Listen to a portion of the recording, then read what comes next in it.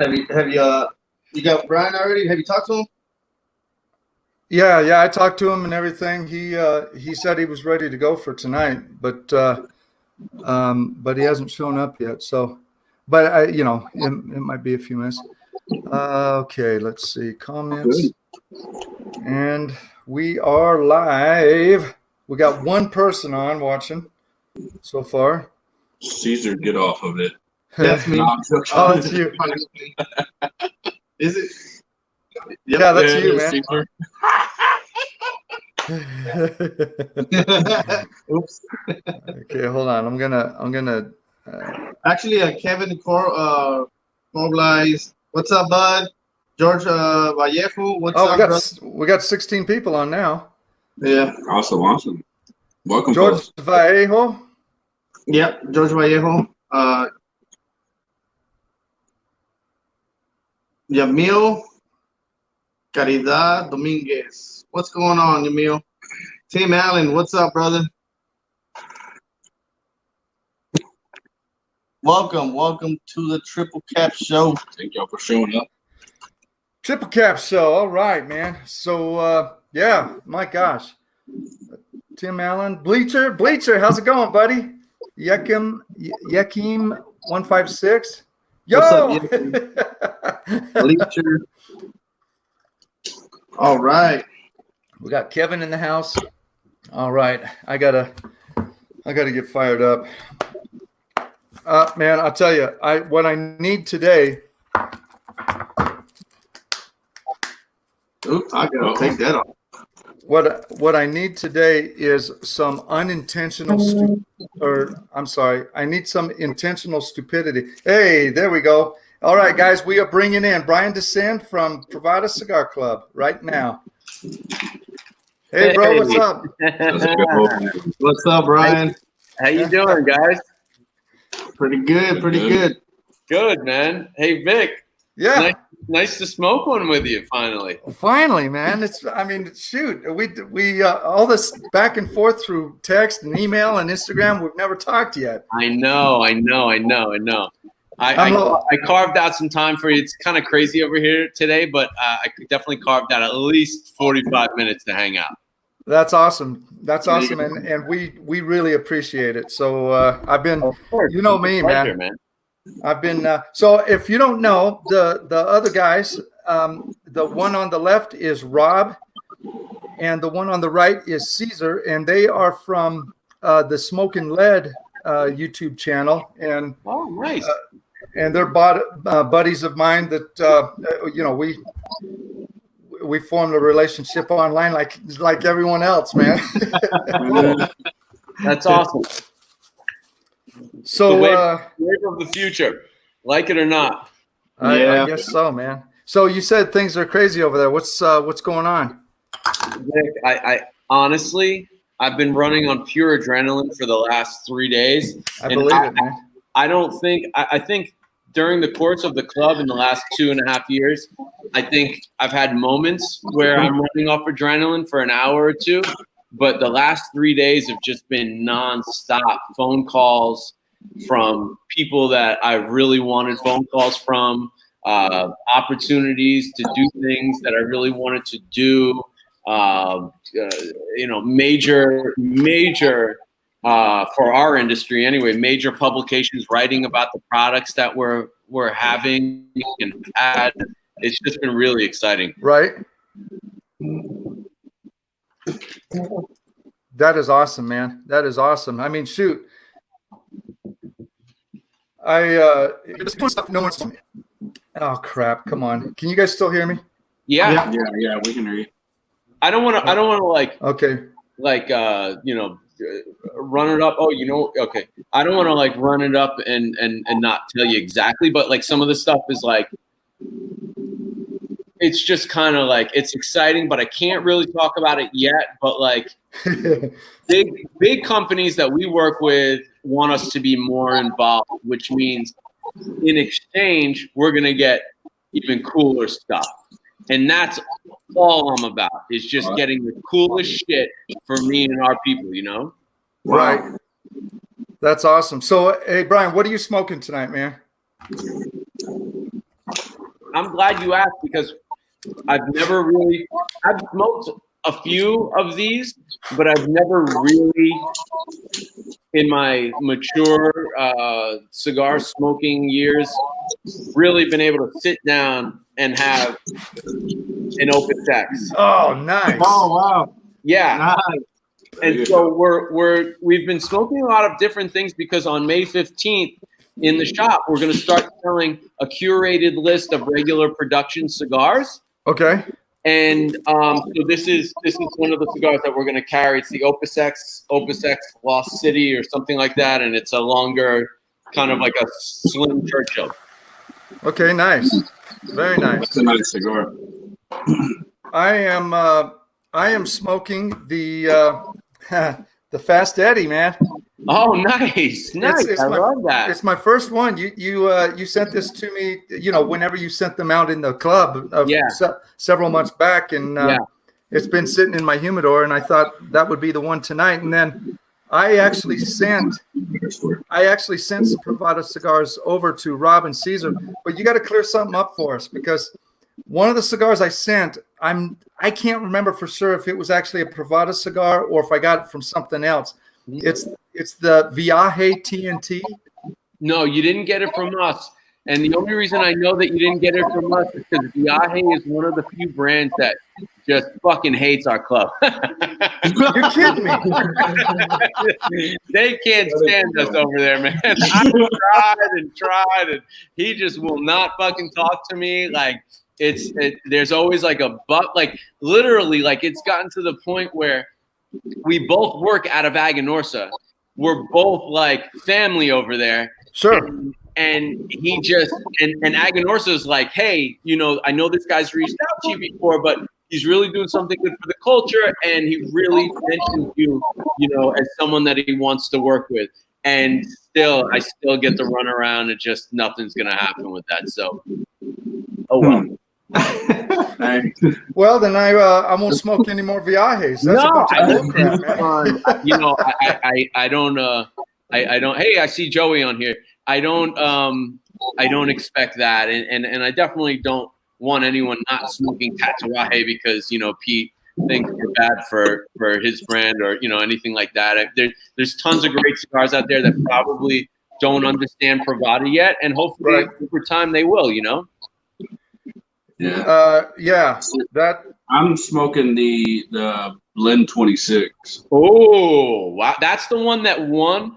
And it won basically by a hair. I mean, I've never seen so many people split on two different cigars. They are very similar, the 25 and the 26. The 26 is the San Andreas, and the 25, Paul Stulak, was the broadleaf. I actually like the 25 better, but they were both phenomenal, and the 26 won in the end. And so that's becoming the new blend for Paul Stulak.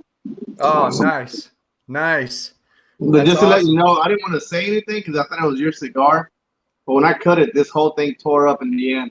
Oh, really? It just fell apart. It's like, Oh man, dude, it's been fall apart, man. And honestly, at this point, some of the brands like a Viaje that like really have been adamant about not fucking with us. Pardon my language. I'm a couple drinks in the wind. I'm already drinking myself. I would almost be worried if they all of a sudden had a change of heart. Like, oh yeah, hey, you know what? Let's get with Privada here. Here's these cigars that I couldn't sell anywhere else because they suck. No, thanks. We're good. Hey, so Warren Brown says that 26 was the broadleaf. Was that the broadleaf, or was 26 the San Andreas? 26 was the San Andreas. Okay, cool. Yeah, I'm almost positive. I'd have to look at my notes, but I'm pretty sure. I know the 26 won, and I'm almost positive that it wasn't the one that I liked the most, which was the 25, because I really do love a good broadleaf. And, one of the things about Paul Stulak, which is so cool, is it's the same. I really don't talk about this often. I don't know how. I'm gonna throw some things in here because we're off the cuff here, and who knows who the fuck's gonna watch this. The tobacco that he uses is from Pepin's stash. Okay.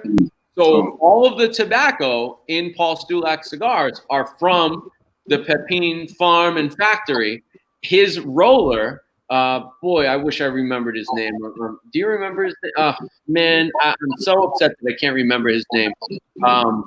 His roller and partner in his business is Pepin's nephew or cousin. And Pepin does not help them in any way, shape, or form, but he does let them buy their tobacco from him. So they're getting similar tobaccos. Not similar. Okay. They're getting the same tobacco. They're blending them differently to their taste. Sure. That's very cool, man. So let's talk a little bit about farm rolled, because I'm a fan. I'm a fan. In fact, my second cigar tonight is from the farm rolled package. I know the gist of the story, but how did was this something you wanted to do just as soon as you got to a point where you were big enough as a buyer, or how'd this kind of come to fruition? So I've been looking for a way. This is like how Matt Booth put out the big payback, right? He put out, after his success with Davidoff, he's one of the hottest guys out. He decides he's going to put out like a $5 or $6 cigar retail, and it's a good Nicaraguan puro, a cigar. And it was like his way of saying thank you to all the people that supported him.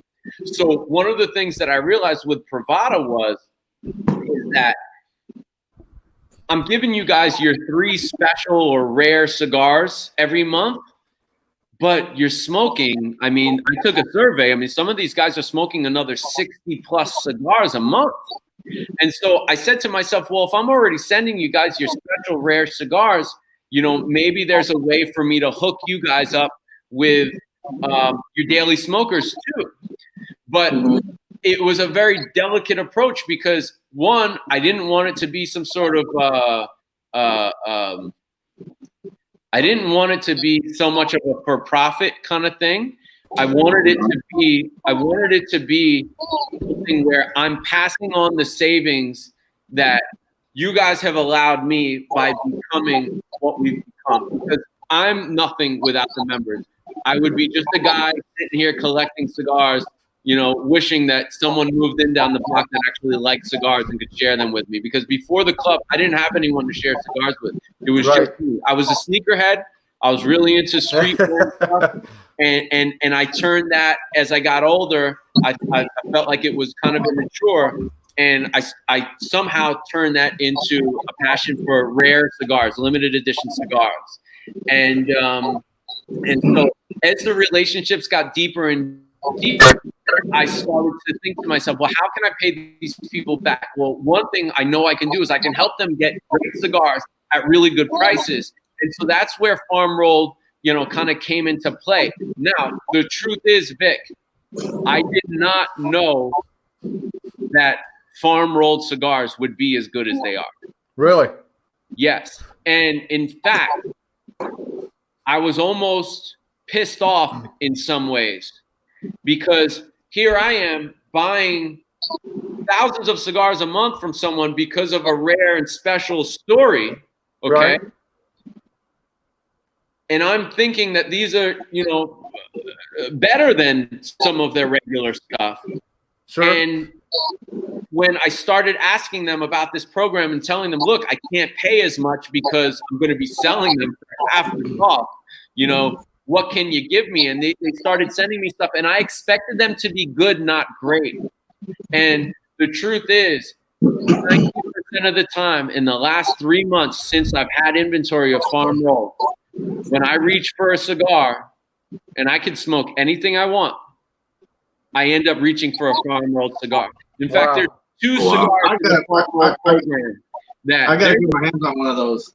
I never had a farm roll. Yeah, they're cheap, dude. $5 a stick. And there's a Connecticut in the farm roll program, and it comes from a place that I'm not allowed to disclose. So some of the factories were like, yeah, please advertise that it's our cigars. And there was 2 of them that were like, I don't want you advertising that these are my cigars, because they sell them to other brands for so much more money. Okay. Okay, that makes sense. And so the reason why I'm able to get them so cheap is because we're going directly to the farm, directly to the factory now. Sure. There's no band on it. There's no third party getting involved. And so like that cigar blew me away. For 2 weeks, I wouldn't smoke anything but that 5 1/4 by 50 Connecticut. It's from Nicaragua. Got a Connecticut shade on it, but it's just fucking unbelievable. And it just gives it's not the most dynamic cigar in the world, but it just gives the mouth such a like an activation that there's nothing that I like smoking more than that. It's probably still my favorite. And then there's a Habano in there that's like same size, and it's like fucking unreal. Right. So I'll be honest. I have not smoked the Connecticut yet because I'll probably do one this weekend. I'm not a big Connecticut fan, but I've opened up. I've probably got like 5 Connecticut's that I really like, and so it's kind of opened up my mind to, okay, I need to try more Connecticut's and that. And so I haven't tried yours yet. Is it the 5 1/4 or by 50, or is it the 5 by 50?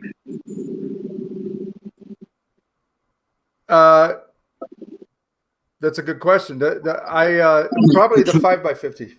Okay, I'll send you the 5 1/4. The 5 by 50 comes out of Davidoff, so okay, it's going to be a smoother, more traditional Connecticut shade. But I will get you the 5 1/4. I'll find one and send it to you.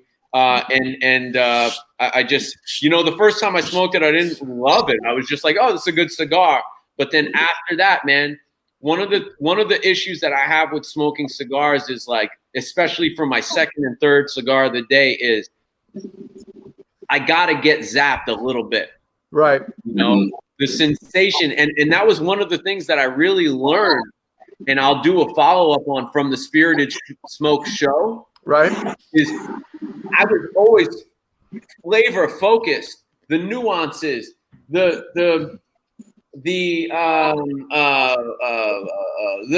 vanilla and the wood and the this, and I didn't realize until after watching the show for like the 3rd or 4th time editing it that I actually enjoyed the sensation almost more than I enjoyed the flavor.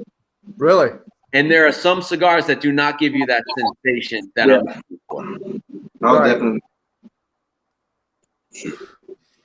That's very cool, man. Now that you got me thinking about it, so you sent me 2 farm rolled packages to do videos on and that sort of thing. And then I got my first one that I subscribed to. And two of the Connecticut's were the shorter one. One of them was the longer one. But like I said, I haven't smoked it yet. But one of the first packages you sent me was the longer one. I know that. So I think I have both of them. Awesome. Well, I hope you really enjoyed it, man. And I think that there's really no better way to get your daily budget cigars than farm rolled, man. I'm really proud to be involved in that project. I actually think over time it will be the underdog project that I'll be known for, and I'm super proud to be involved with that. It's definitely a cool project, man. And I'll tell you, when I got my box here, I think 2 weeks ago, I just got the one box and I opened it up and both packages are in there, and it was just awesome. And the green bag's pretty cool. The green bag is really cool, man. Yeah. The farm roll that's on the page, right? Yeah. You don't have to be a member of Privada to get it. But if you are a member of Privada, you can just add it to your subscription for you don't pay any shipping costs. So it's truly just $5 a stick at that point. Ooh, okay. Yeah. I'm gonna have to check that out, definitely. What are you laughing at? My wife. So you know what raspberries are when people blow raspberries at you? Okay, so my wife is the master raspberry blower. She whenever whenever I say something that she disagrees with or whatever, she blows a raspberry. And I was having some internet problems, and I dropped out and froze and everything while you were talking. Yeah. And so I sent her a message and said, "Hon, don't get on any movies or anything right now." And she just sent me a text saying, "Blowing huge raspberries." That's what happens when you're using dial-up. I think that's. I'm not on dial-up, you goofball. So, McDonald's. Caesar and Robert, you guys are in Texas. I see behind you. Yes, sir. What part of Texas? Well, I guess you can say Houston. Yeah, Houston for people. But if you really know Texas or what's around Houston, he lives in Pasadena, and I live in Deer Park, which is like 15 minutes away from Houston. Yeah. Are you guys from kind of born and raised in Houston? Yes, sir. So you guys have seen Houston go from a mid-tier city to basically New York City. Yeah, it's grown really fast. I'm not as old as him, but yeah, it's grown super fast, and a bunch of this city has been. They're always knocking down old buildings and putting new buildings up, and they're always building new freeways. There's always traffic because of that, plus the people that are coming in from all over the country. So it's growing pretty fast. I mean, I'm still young, so I mean, I've seen pictures of from even just from our neighborhood going from just planes and planes to there's a freeway. There's there's 30 different restaurants down this road. 5 Mexican restaurants next to each other. Well, I went to Houston one time, and I went there with a friend that was from Houston, and they told me that the food in Houston was amazing. And we were both living in New York City at the time, and we went to Houston, and I'm like, come on. Back then, it was like New York was known for the best food, and this is before Charleston was the shit, before Louisville and Nashville were cool. And I was like, come on, man, the food's not going to be that great. And sure enough, man, everywhere we ate, the food was fantastic in Houston. Yeah, and it's actually, I don't know how long it's been, but it's grown quite a bit from all the people that comes from different countries. So I guess you could say the main food here was seafood, even Louisiana food, like crawfish and all that we have that here, and Mexican, like a lot of Mexican food. Yeah, and not just your typical Mexican food you get from different parts of Mexico. Right, I love that. Hey, before we keep going, I just saw my lady friend post, Yamil posting. Yamil, yeah, she's great, man. Thank you, Yamil. I appreciate you every time. Not every Texas. Nice. And I also saw Tony Poyles in here and Joey, and thank you guys so much for watching. Laredo. That's good people in the house tonight. So I was telling the guys before you came on that I need some intentional stupidity, because I've had. Turn on the news. Just put the That's news why on. I'm here. Turn on the news. I've had a week full of unintentional stupidity, and I'm losing my freaking mind. And this stuff is crazy, and I think this COVID thing has caused more division in our culture than anything has in years, man. It's bad. It's bad, Vic. It's really bad. And one of the things that they're finding out is New York and Miami, which are the two of the main hotspots for Corona. Sure. Yeah. They're testing people now. They're taking groups of 1,500 and 3,000 from all over their counties and states, and they're doing these antibody tests, which once you have coronavirus and you've gotten over it, or once you've gotten it, your body produces antibodies that fight the virus. Sure. Yeah. Okay. And got a little ash in your lap there, huh? That's right. Just keep talking. Don't worry about me. And so what's happening is that they're testing people for these antibodies, and they're testing people like you and I we don't have corona. And they're like, oh, no, you had corona. Yeah. Like most people that have it and have had it haven't shown symptoms. Yeah. And and actually, there's some people that had it way earlier that they had no idea they had it. Like say January, February, when the only time you heard about Corona was about where it was in China, and none of that was here, and people were getting sick, going to the hospital, and they were just sending them home, saying, "No, you got a fever. Don't worry about it. Just take some medicine," and sending them home. That happened with my wife, and she had all the symptoms from waking up in the morning with a headache, started feeling sick, couldn't taste anything. Her fever went up high. All the symptoms. I mean, she was out for 2 weeks. We had to take her to the hospital, and they sent her home. Said, "You got a fever, just take some medicine, and you'll be all right." And it went away. But it took 3 weeks, a month though to go away. Oh yeah. Now she's fine now. But that was back in February. Sure. Yeah, that was back in February, before they shut anything down, before they said it was here, before the first case, any of that was going on. People were already getting sick from that. I have not knowing what it was. 2 cousins that that went to Spain in December, and they were visiting one of their daughters. She's there in college, and one of them came home and he had the flu for a month, and he's a beast. He's a professional. He's actually in his retired career gone a professional cyclist. And so he's a super healthy guy. And he was sick for a month before all this started. And we were just talking the other day, and he was like, "I'm sure I had it." His daughter, who's in Spain, of course, had it. And then the other cousin got it. He lives in New Jersey, and he got it, we think, here. And he if he had not on the 4th week gone to the hospital, he would have died of pneumonia. Wow. Man. Got it. He was like, "I got it." I for a week, he was like, "I thought I was going to die." Then I felt better. And then on the 4th week, he couldn't get out of bed again. And they actually had to take him to the hospital. He had pneumonia. They gave him antibiotics. He's doing better now. This is about 3 weeks later. But his whole family was there with him the whole time. And while he was in one room, I mean, come on, man, you're in the same fucking house together. Like, right. The son brought him to the hospital while he had full-blown corona.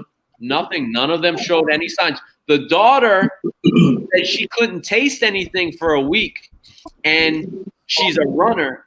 And she couldn't run as far as she normally does. That's it. And so we think that she probably had it too. Yeah. Yeah, that's crazy, man. It's crazy. I know we have a friend we found out yesterday. They're both nurses. It's a couple, and they have kids. They have, I think, 3 or 4 kids. And they were doing everything they could from catching it, but they're nurses, so they're there in the front line. And they just found out they got it. They started getting real sick.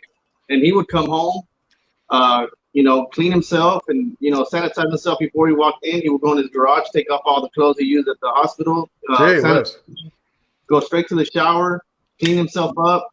I mean, they did the whole thing to make sure that, they wouldn't catch it. And they still caught it, and right now they can't work. They're quarantining right now. And that's the first case I know, the closest to me, that I actually know they have it. That's crazy. What can you do about it? I mean, did you guys get any of the stimulus money? Yeah. I got the check. I got $2,900. I have one child. I got $2,900 in my account, and I called my CPA, and I was like, "Hey, I want to give this back." And he was like, "You can't give it back." So we ended up donating a lot of the money. There was a guy in the club who's he has a nephew. What? His son is a soldier. He was over in the Middle East. He was paralyzed from the waist down. Wow. With a sickness, not from an accident, with a sickness. Oh. He got something he was paralyzed from. They sent him back home. He's in Fort Bragg in the Carolinas. Wow. And I sent him a good portion of that money, and we've given some other money to charities and stuff. So this is crazy, man. And I can't call it, man. No one can. No one knows what the fuck's going on. Yeah, it's the first time I've ever gone through something crazy like this, and I just tell my wife, like, it's crazy to see something like this. Walking around, the stores or whatever, trying to go buy something, and there's lines, there's people wearing masks. I'm like, the only time I saw this was on the news whenever they showed China or somewhere where they're just wearing masks because how polluted it is. People just normally wear the masks over there, and now I'm seeing that over here, and it's creepy, it's weird, it's un-American. You just don't see that. Usually I do a double take. I'm like, wait, what? Okay, guys. So now you're getting used to seeing it. Let's change gears because some of the people in the chat don't want to hear more COVID news and stuff. All right, cool. So it's cool. Right. So Brian, I've been wanting to know. Taking stories. Privada. How did Privada? What am I trying to ask? How did you? Once you had the idea, okay, I want to start this club. How did it come about? How did you go about initiating relationships with the various manufacturers that you're working with? How did you just get the ball started? Yeah. So, great question. I told you I was a sneaker collector. I moved to Tampa, Cigar City. Shout out to Tampa. I started hanging out in lounges because I worked from home, so I would just take my laptop and go. I smoked cigars. I didn't know what the fuck I was smoking or what it tasted like or any of that stuff. I knew most of the time it would just make me run to the bathroom with coffee or something, Right. But I had nowhere else to go. And so I was looking for a way to transition out of sneakers because I moved around a lot. And I had like 30 or 40 pairs of sneakers with me. And so I was getting tired of that shit, lugging these sneakers around. I had an SUV, the whole back of them, every time I moved, the whole car was full with sneakers. So, holy crap. Yeah. So I was like, I gotta, I'm getting older now. I'm probably at this age about 34 or 35. And I'm like, I gotta, do something else. So one day, this guy Brian, he worked at this place called, and I think he was originally a rep for Oliva. Cool dude, Brian. He brought me in the humidor and he was like, "Have you ever seen these before?" And it was a jar, which I had never seen cigars in a jar. Period. Okay. It was a jar of Tatuaje Black Reserves. And that was when the Tatuaje Black was only in one size, and it would come out annually. And so I bought a canister of them, or a jar, and then I started buying the Halloweens, and then I just started looking for. I wouldn't touch anything that wasn't rare. Okay, fast forward. now, like a year later, like I'm starting to understand cigars. I can taste things. I'm becoming more educated in the cigar world. And my wife and I moved to Orlando after a stint. I was out in LA for a little bit, and we moved to Orlando, and then I had like 2 coolers filled with cigars at this point, right? And I was like, wow, okay, this is like becoming like, it's taking the place of my sneaker thing. And then we moved to Pennsylvania to flip a house. And in Pennsylvania, it's very easy to get your tobacco license, and it's also there's no tax on tobacco. Okay, right. So I got my wholesale license through my corporation that I had. And so this house that we were building, it was 6,000 square feet total. Wow.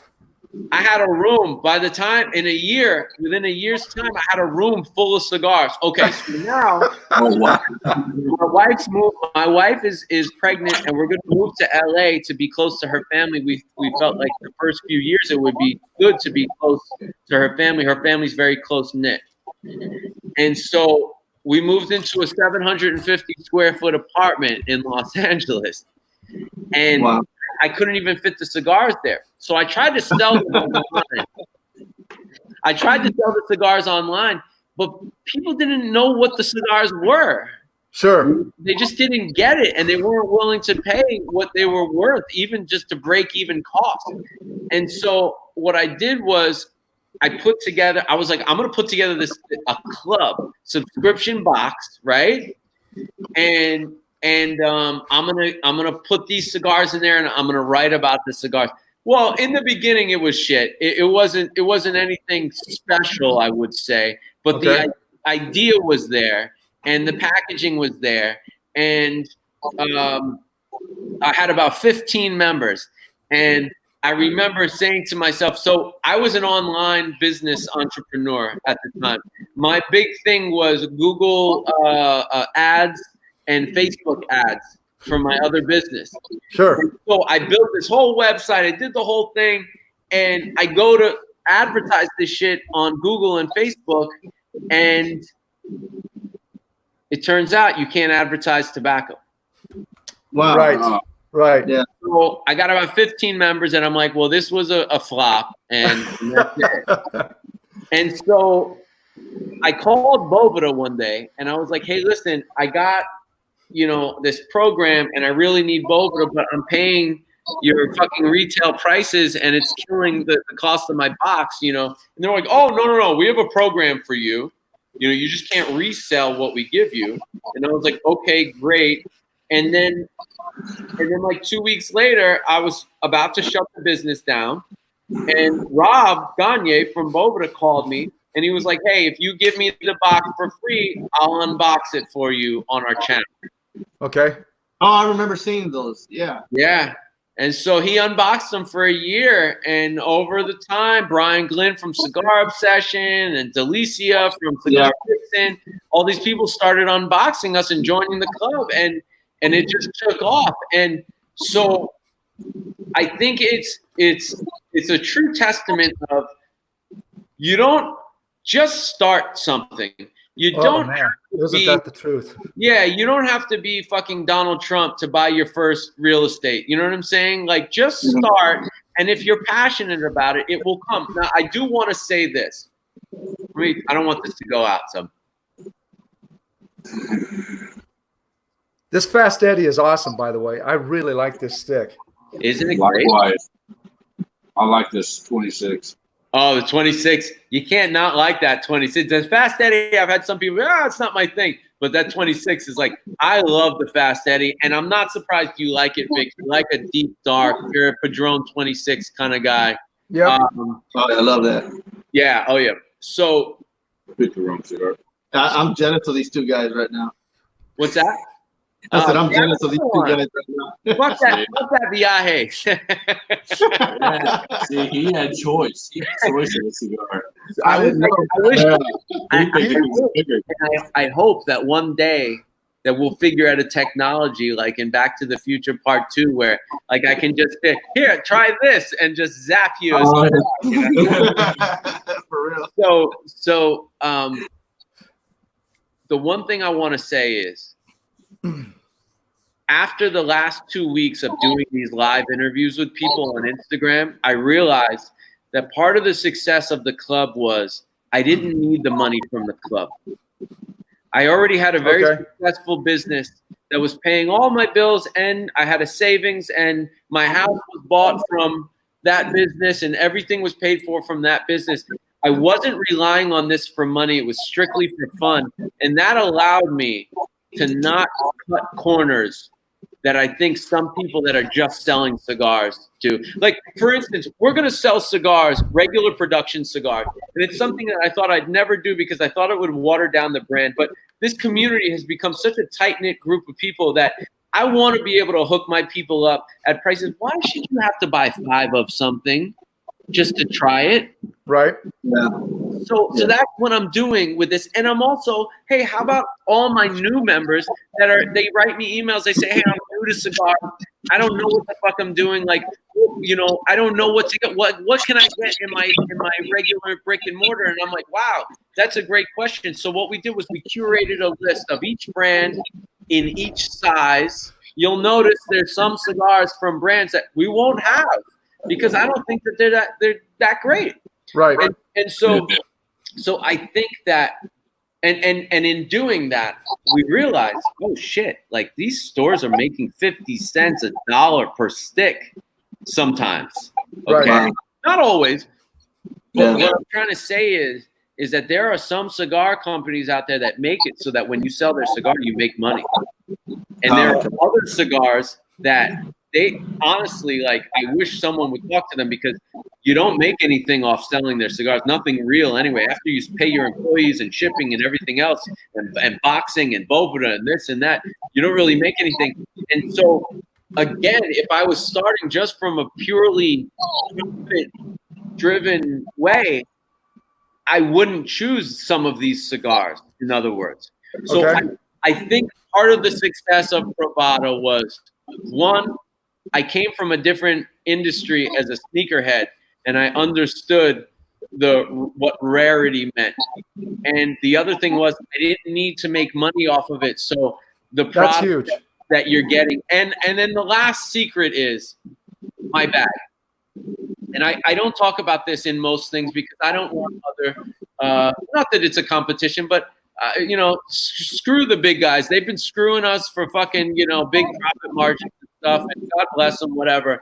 But my bag, when you get a Privada cigar or now a farm rolled cigar, they've been in my bag for at least 6 weeks before you get it. With a talk about this, because I've talked about this a little bit on some of my videos and stuff, and I can attest.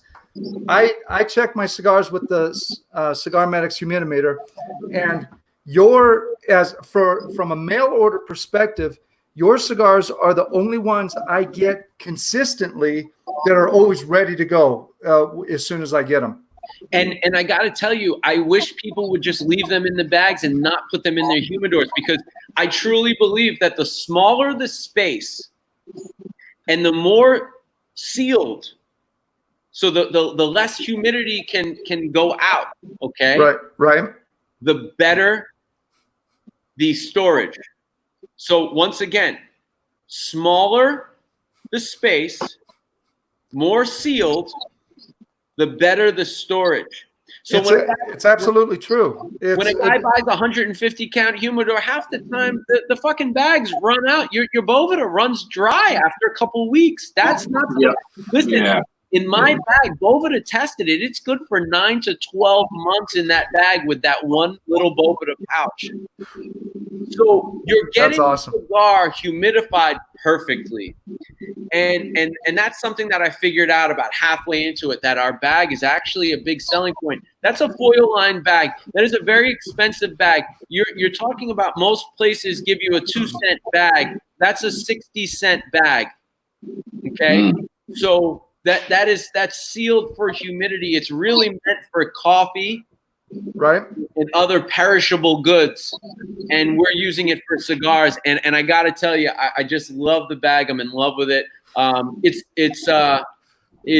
wish there was another way to do it, because I don't know how to recycle these bags, and I'm big on being green. You'll never see me, no matter how creative we get with cigars, I'm never going to make a box for cigars. That's never going to be. I don't believe in the waste. What's the use? What's the point? I'm not going to make a box. So, you know, this is an interesting topic, because like I said, there's a couple places that I mail order from. One place, whenever I get their cigars, I don't even have to check them. I know that they're not in good shape. Consistently, they've always been way low, and I've got to put them in my humidor for a long time. Your bags, first of all, I love how simple your whole marketing thing is. With you have a plain brown box, a plain brown bag, a plain green bag with just the Privada logo on there and stuff. Can I stop you there for 1 second? Go for it. So we start the club. Rob Gagne unboxes it. The next month, he unboxes another club. Okay. My wife's in the packaging. She comes from a cosmetics thing, which is all about packaging. Right. And we look at this guy's packaging, and she was like, "Wrap it up. You're fucking done." The packaging on the other club was so nice. I was like, "Oh shit, we look like shit compared to." I said, "But if these guys are real cigar smokers and they're really into this, like on a craft level, they'll appreciate my assortment more." Right. And so I want you to go on now. It is very simple, basic packaging. Yeah. So, I mean, speaking of that, I won't mention names, but I did upset another club. Oh no. And not intentionally, but here's I'm honest, and I'm not trying to. I mean, I wouldn't mind getting some more sponsorships or partnerships and stuff like that, but I'm honest, and I've looked at some of these clubs now. There's categories to the clubs, right? There's cigar shops out there, Corona, Pipes and Cigars, these places, and they're just kind of they're offering their customers a club, right? They've got good sticks and whatever. But shit they can't sell. Look, I'm going to be completely honest on this program. I'm never 100% unfiltered, but shit that they couldn't sell, they'll give you 10 of them and a lighter for, fucking $12.99 or whatever. You just hit it. So this company had real nice box, all the packaging was great, but I was like, okay, what's special? Because by this time there's already quite a few clubs out there, and they're all doing essentially the same thing. There's a little bit of differentiation. I think Luxury Cigar Club is doing a pretty cool thing. I got to stand up for them because those are hometown boys. They just live a few hours from me. They've gone after every one of my members. Well, I'm not jealous. They do different. They have a different style. I appreciate that they didn't just bite my style. And they seem like good guys. They've reached out to me in the past, and who knows? Maybe we'll work together one day. Well, I tried to reach out to them, and I tried to get something going with them, and they wouldn't even return my emails or anything like that. So I don't know. Whatever. I'm a small fish, but I see all these clubs, and I'm like, there's a club out there right now that's really just getting stuff from Cigars International, and they're repackaging it in a nice box and stuff. And it's like, okay, listen, you got to do something different. What I love about your club is every time something new is introduced, it's something no one's doing. And it might be small. It might be a small thing, but it's really cool. And it adds just a different element to the overall experience. And you add them all up, and it makes for a total different experience from everybody else out there. And I am kind of biased, but I've been a member of your club for quite a while now. I came back after I dropped out for a little bit. Vic, tell me about the T-shirt you're wearing. Oh man, dude, I love this shirt. I don't ever want this shirt to get damaged or anything. This shirt is awesome. So you sent this to me. Well, this is a funny story. So I dropped out of the club, and you reached out to me and said, I was so upset that you dropped out too. You're like, bro, what's up, man? What? And I told you why I was dropping out, and you sent me the shirt as a thank you. But I thought, well, maybe he's trying to bribe me a little bit too, And I took the shirt out, and I was like, this shirt is crazy, man. It's made out of bamboo, and what?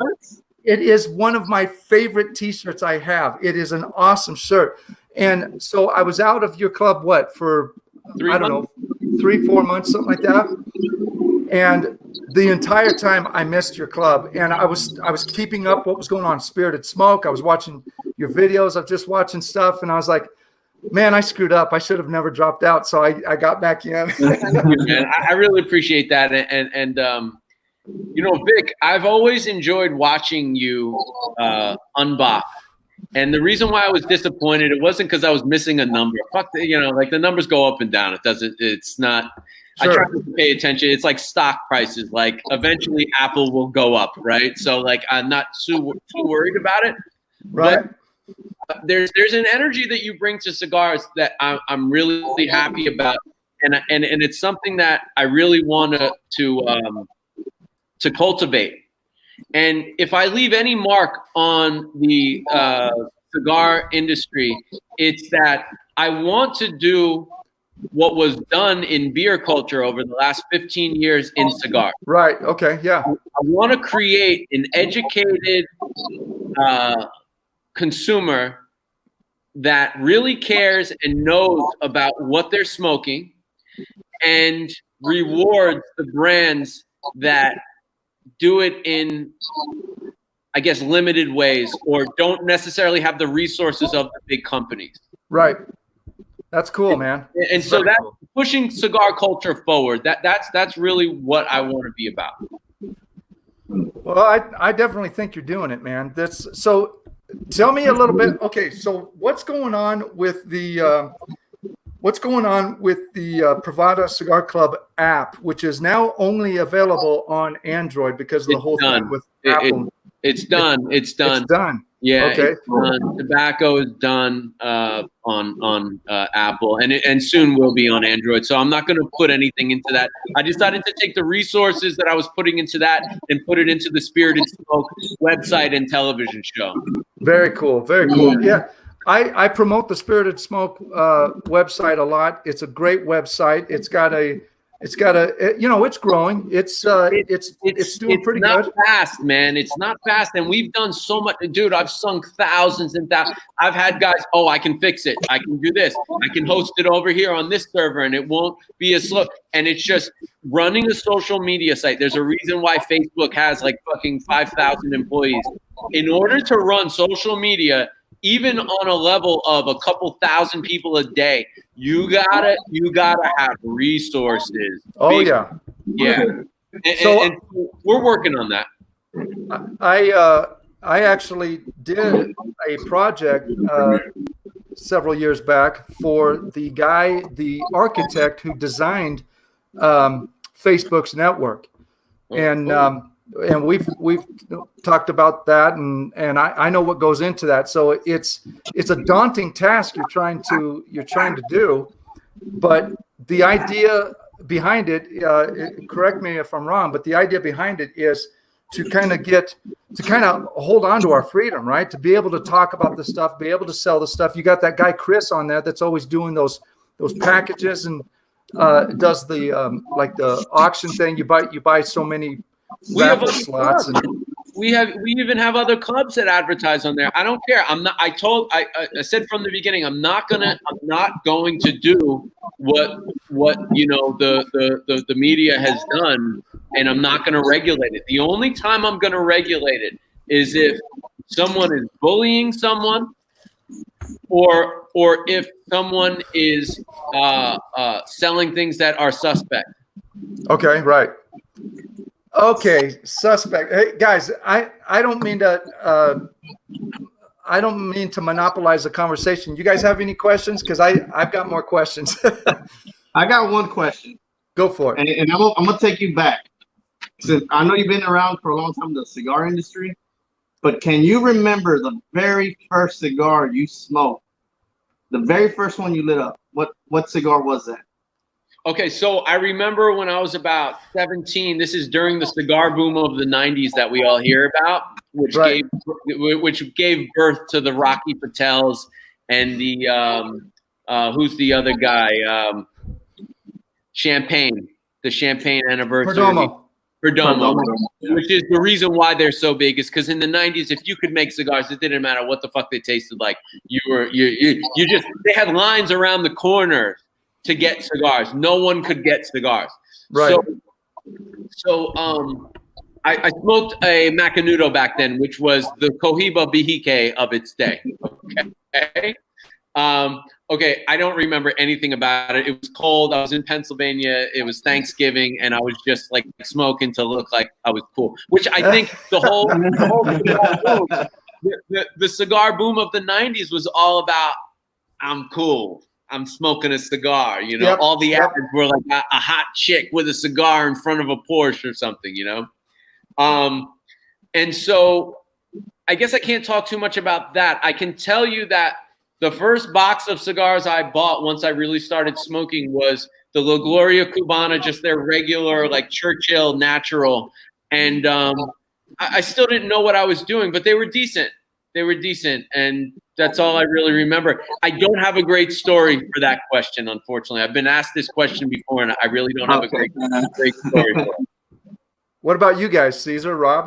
What was your guys' first cigar? Oh, mine. It was mine's short. Let me go ahead and say Go ahead. Mine's short. He introduced me to cigars. Actually, my first cigar was the Brasilia Torpedo. Oh wow! You started off Brazil CAO. Yeah, CAO. Good stick. That was my first stick. I'm putting those in the shop. The box press. I love the box press version. I haven't tried that one. Had that. Yeah, but I was hooked. Right from the start, huh? As soon as I got finished, I was like, "This might be a mistake." Wow, that's awesome, man. Like, oh man, what cigar is going to get a hold of? Like, wow. So mine was an old Macanudo, and it was in those boxes that are made out of cardboard, and it's got all those. All I know is that it had all those little colors on the edges of it, that yellow, orange, and blue. I can't even remember. And all I remember is getting one from a friend of mine. I was probably about 16, 17 years old, and it was the worst cigar I ever smoked in my life. But I didn't stop, man. I kept trying the different ones. Luckily for me, I had someone to, here's the cigar to start with, Yeah. So right. Well, my first one was a bad cigar, but the experience is what got me interested in it. I've told the story before. My first cigar, I had a buddy named Keith who passed away 4 years ago, but he and I were tied at the hip for 25 years. And Keith smoked cigars, and we always got together and just hung out and chatted for hours at night. And one night he lit up a cigar, and at this point he and I had been friends for a long time already, but I had no idea he smoked cigars. I was like, dude, what are you doing?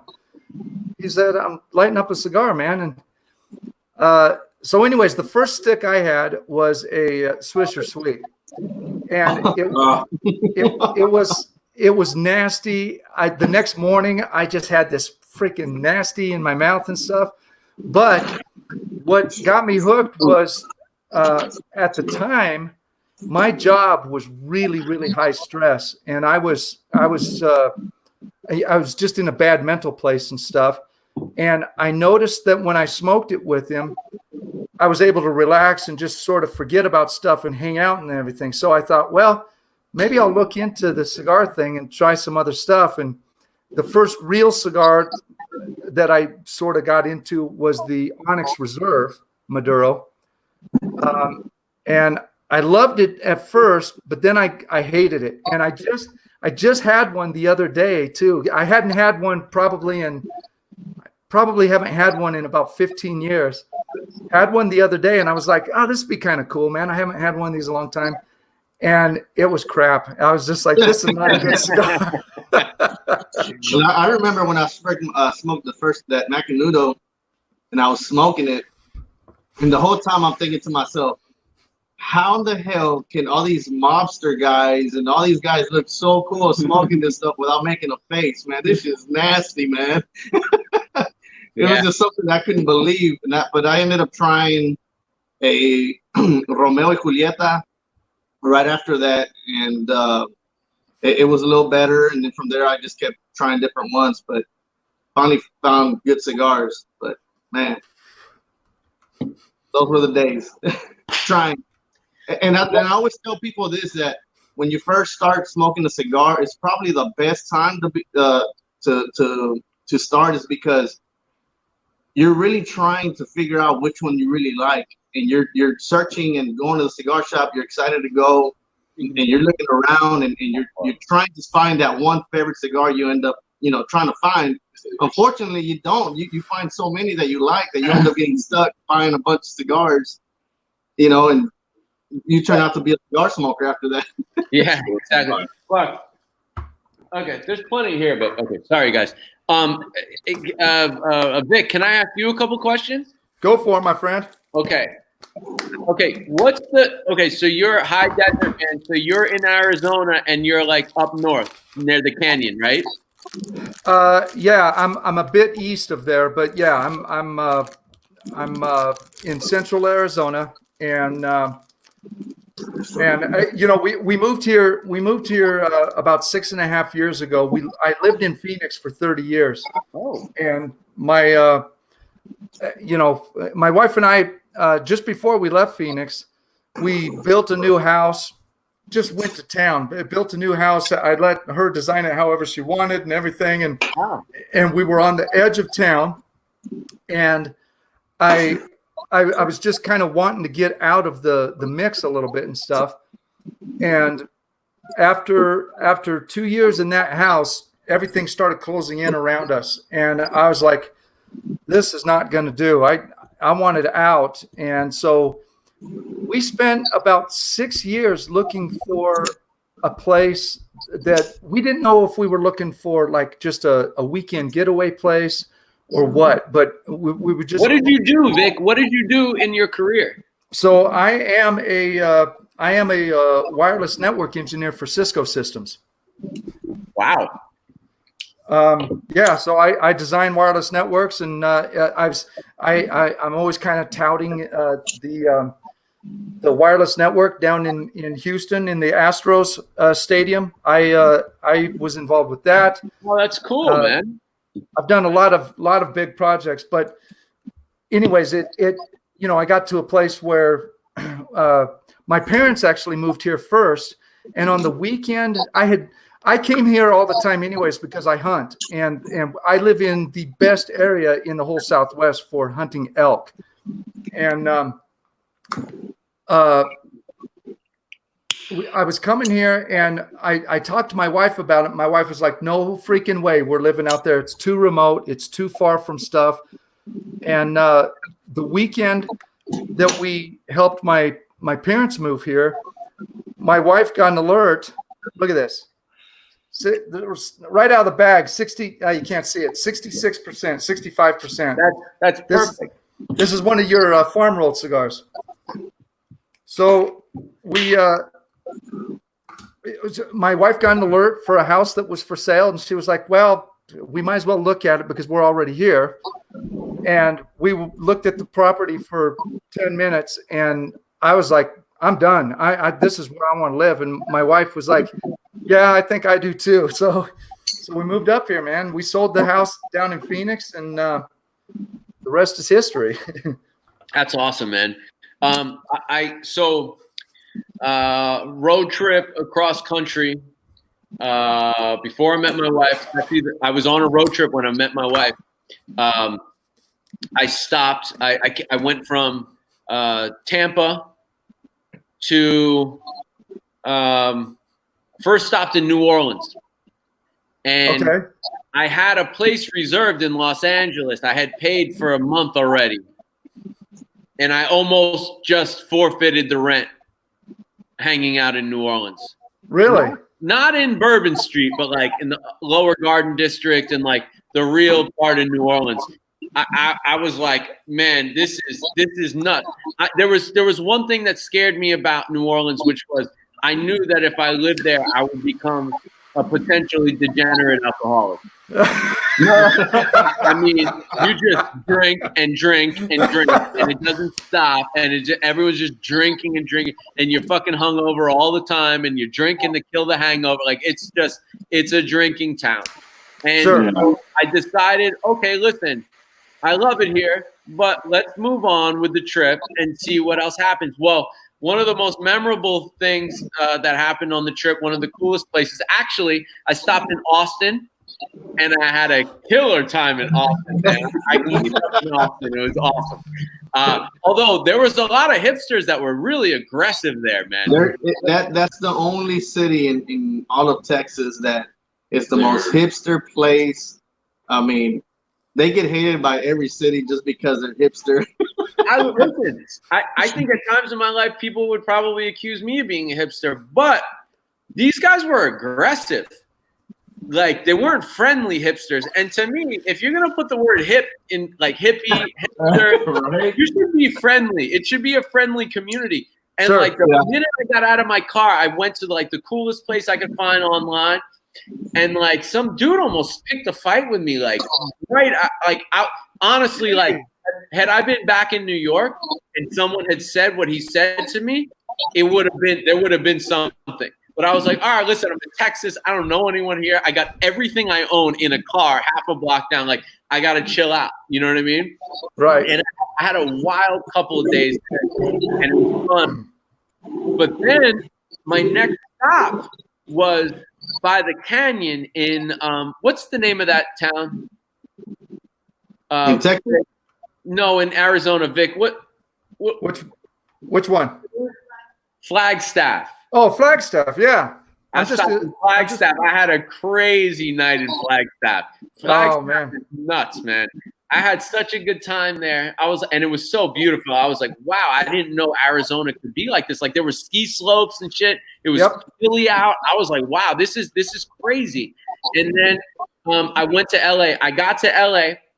I rented a place in Hollywood proper. Okay. I walked down to the boulevard. One of my friends was a bouncer at a club there. I went to surprise him, and I was like, holy shit, this was a mistake. I thought Hollywood was representative of all of Los Angeles. It is. I mean, there were young people there selling their bodies and shit on the street. Yeah. I was like, dude, I can't stay here. The place I rented, it was filthy. It was crazy. I was just like, man, I made a big mistake. I was ready to turn around and go right back to New Orleans, but I ended up going to renting another place. I forfeited 2 weeks of my rent. I just disappeared. I left them their key and left. And and I ended up having a really good time in LA. LA has so much to offer. There's so many different parts of it that you can't pin it down to being one thing, Right. And then I met my wife, and then we moved for my business. We moved back to Orlando, but I remember just having such a great time in Flagstaff. And I know you don't live there, but when you say high desert, like I kind of have that in my mind. And Flagstaff is I love Flagstaff. It's very. I'm not surprised at all that you liked it, because Flagstaff is a little bit hippie, a little bit. It's just a good mix of stuff, and like you said, the area is absolutely beautiful. It is one of the best places in Arizona for coffee. I mean, good artisan coffee is done in Flagstaff. One of my favorite places I buy from a lot is in Flag. So, another question that I have for you is, what's your deal with Crown Heads? I like Crown Heads too. But you really are a part of that brand to me. Well, that's cool. I gotta grab that soundbite and send it to John Huber, because so Crown Heads, I don't even know where to start. For a long time, I kept seeing Crown Head cigars, and my home lounge, Fox Cigar in Phoenix, carries Crown Heads, and for some reason, I wasn't attracted to them for whatever reason, and finally, I tried. I think the first one that I had was the La Imperiosa, and I was like, "Wow, this stick is really good." So I'm just known for being a big Crown Heads fan, and really the behind the story is just this.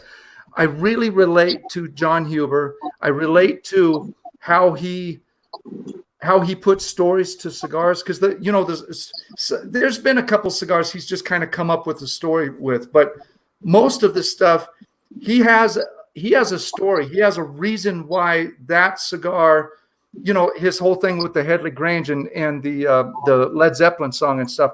I'm a musician, and I just picked up, okay, this guy likes music. He doesn't talk about it that much, but you can tell that he likes music. I've been a drummer all my life. Oh, wow. And I don't know, I started smoking more cigars, and I was just like, wow, I really like this brand. I like their cigars. I like the company. I just liked them a lot. So I just that became sort of my thing. And it's not just talk or anything. I mean, I have probably somewhere between, I don't know, 1,100 and 1,400 cigars, and at least 40 or 50% of them are Crown Head cigars. Wow. Well, I tell you what, if you're going to invest in one particular line, I think it's a good line to invest in. I do appreciate what John Hubert has brought to the culture, and I think he's a part of this, newer era of cigar smokers. Not just smoking to look cool, and he also brings that wine culture into cigars with the the terroir and all that stuff. Right. Growing in the certain areas, and I'm appreciative of John Hubert, and he was one of the first people that hooked us up with a limited edition. I think he's had mixed feelings on the club because some of the brands that are bigger, Tatuaje, Crown Heads, True Estate, these are guys that if you own a shop, you have to buy all these other brands to get the limited edition. Right. And they've never liked the fact that I was like right from the beginning trying to get only the limited edition. So that has been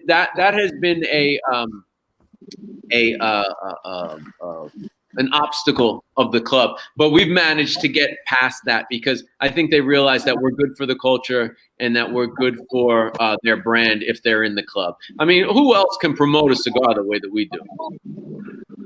Well, exactly. That's true. I mean, you guys do. You guys do have a way. I mean, you're really working with. I know you're trying to expand things and stuff, but you really don't have a large group that you work with, right? No. I mean, you do a lot of Stulak stuff, Padilla, and there's an element of just, I don't know, I think kind of the same thing that I don't want to blow my own whistle here or whatever, but I think that I've done some good for Crown Heads because I've promoted 100%. Them so much. And I'm actually going to CC either tomorrow or Monday. I'm going to CC you on an email with John Hubert, and I'm going to tell him how good you are for the brand. And I also, man, that's awesome. Thank you so much. He's the first person he's the reason I started smoking Crown Heads when I started watching his channel. I didn't know about Crown Heads until I heard it from him. And I remember him talking a lot about 4 kicks and 4 kicks this and that. And when I ran into it, I was like, I got to pick this up. And ever since then, I've been smoking Crown Heads. Hey, Vic, the High Desert Man hats, they're snapbacks? Yes. Why don't you send me a dozen? We'll pay for them wholesale and put them in the merch shop. Oh man, that'd be cool, man. That'd be really cool. Yeah, I'll do that. There you go. I'll rock one. I really appreciate that. It's the High Desert Man thing has been it's just been weird. When I got started, the reason High Desert Man started up was because I was trying to figure out a way to get out of tech. I travel a lot, and I love what I do. I love my job, and I love working with the industry and stuff. But I was just sort of at a point where I was burning out, and I thought, man, I don't really have a skill that can get me where I want to be and stuff. So I started High Desert Man. I started off with beard products and stuff. And, but pretty much from the beginning, I wanted to do something to relate it to cigars. I just didn't know what. And, I started doing the reviews and just sort of introducing, my life of cigars a little bit. And then I came up with the smoke chest and the smoke chest. The smoke chest has not done as good as I thought it was going to do, but it has done really good. But the smoke chest is my baby, man. I just love it. I really love it. I love it, and I love seeing guys that smoke them. And I'm gonna let you go soon here, but I just want to say that the reason why I like you so much, and the reason why I always really enjoyed, like, it was always great. It was always great. Okay, so I guess if I was just an enterprising guy, I would have watched your unboxings and been like, oh, so this guy has more views, so let me attach myself to that more. And the truth is, you bring such a childlike, and I mean that in a good way, like a new, like a fresh excitement. I totally get what you're saying, and I really do appreciate that. It's giddy, and when I watch you do this stuff, even when it's not my own product, I love watching you unbox stuff, and I love watching you do reviews, and I love the POV. By the way, it can get a little bit old after a while, like cut back and forth. But I love that it's new and different, and I really just love what you do and your positive vibe on on cigars, and I think that it would be not as good of a culture without you in it. So I really appreciate you being a part of the club and naturally, organically attaching yourself to Privada. I've never given you anything. I mean, other than the shirt. I've sent you a cigar before, but I never really offered you money to get behind the thing and everything. Right. But I think that we should talk with the shop, because we're gonna have a merch section, and I think that your stuff should be there, man. I really do like the hats a lot, and I'm gonna let you guys go. But Caesar and Robert, I really appreciate you guys taking time out of your day to talk to me. And I would love to do this again in maybe about a month when the retail shop is open. And I'd like to maybe send you guys, all four of us, a cigar to smoke at the same time. Oh, that would be awesome. That would be amazing. Hey, and Vic, thank you for coming on. Oh, thank you so much. It's my absolute pleasure. And Vic, that T-shirt, there's only one thing wrong with it. What is that? I wish I would have made the logo a little smaller. Okay. And if you wash it too many times, that logo doesn't hold up very well. But that T-shirt, will be the same color black and the same size as you bought it in 250 washes. Wow. Okay. Well, so the logo is cracking a little bit and stuff. I don't wear it. It's not in my regular rotation because I'm trying to get as much life out of it as I can. But yeah, I mean, you can tell this shirt. I mean, it absolutely has not faded. It's a beautiful black. And how good does it feel? That bamboo is the future, man. People don't realize it. I tried to start a whole company based on bamboo products, and it didn't work. And so I think it's a little ahead of its time, but the shirt, the quality is a testament of what I want Privada to be, man. It has to be better, different, special, and just awesome. And that's the whole thing. And that's why I put that T-shirt out. Now, when I put the white T-shirts out, I sold them for $15. You can barely make a T-shirt for less than $12 these days. So it was just because people wanted T-shirts and we wanted a white T-shirt, and I couldn't do the bamboo at the time. But I think it's just a testament of if you buy something from Privada, it's going to be fucking excellent. And if not, you let me know about it and we'll fix it. And you have helped build this community to what it is. Privada is nothing if it's just me. So I thank you and thank you and thank you again for being a part of it. And Caesar and Robert, I hope you guys become a bigger part of it. And let's do this in 1 month from today after the launch of the retail shop. And Vic, email me Monday about the hats. Email you Monday. Okay. It's an honor having you here. No, the honor is mine. Thank you so much. Thank you so much, Brian. You have a good one, man. Have a good night. Okay. Bye. Bye. Awesome. Man, that was awesome, guys. Yeah, he's really an awesome guy. Really good guy. He's so cool and he's genuine, and that's one of the things I like about him is he's just a genuine guy, Oh yeah. And I had seen someone that had posted asking how the 26 was. I was just going to ask you that. How was it? It was amazing. I loved it. It was really great. I actually wish I had more. So don't ask me about mine. is that cigar not very good?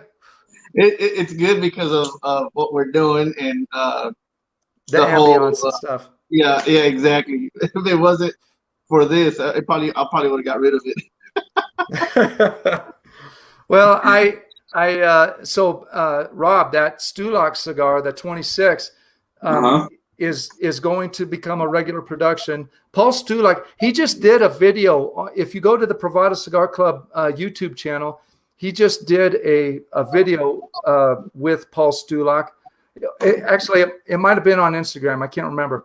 But Paul Stulak's story is kind of cool, and it was worth watching the interview just to kind of hear the story, because it's not a real well-known name or brand or anything, but the guy's been around for a long time, and he's based out of Canada, and it was a really cool interview.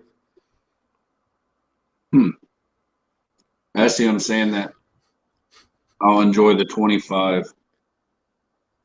Yeah, don't get me wrong. The 25 was a really good cigar as well. I was torn between the two. I think there was just an element of a little bit heavier earth and a little bit more rich flavor in the 26 that gravitated to me more than the 25. But they were both really, really excellent sticks. Gotcha.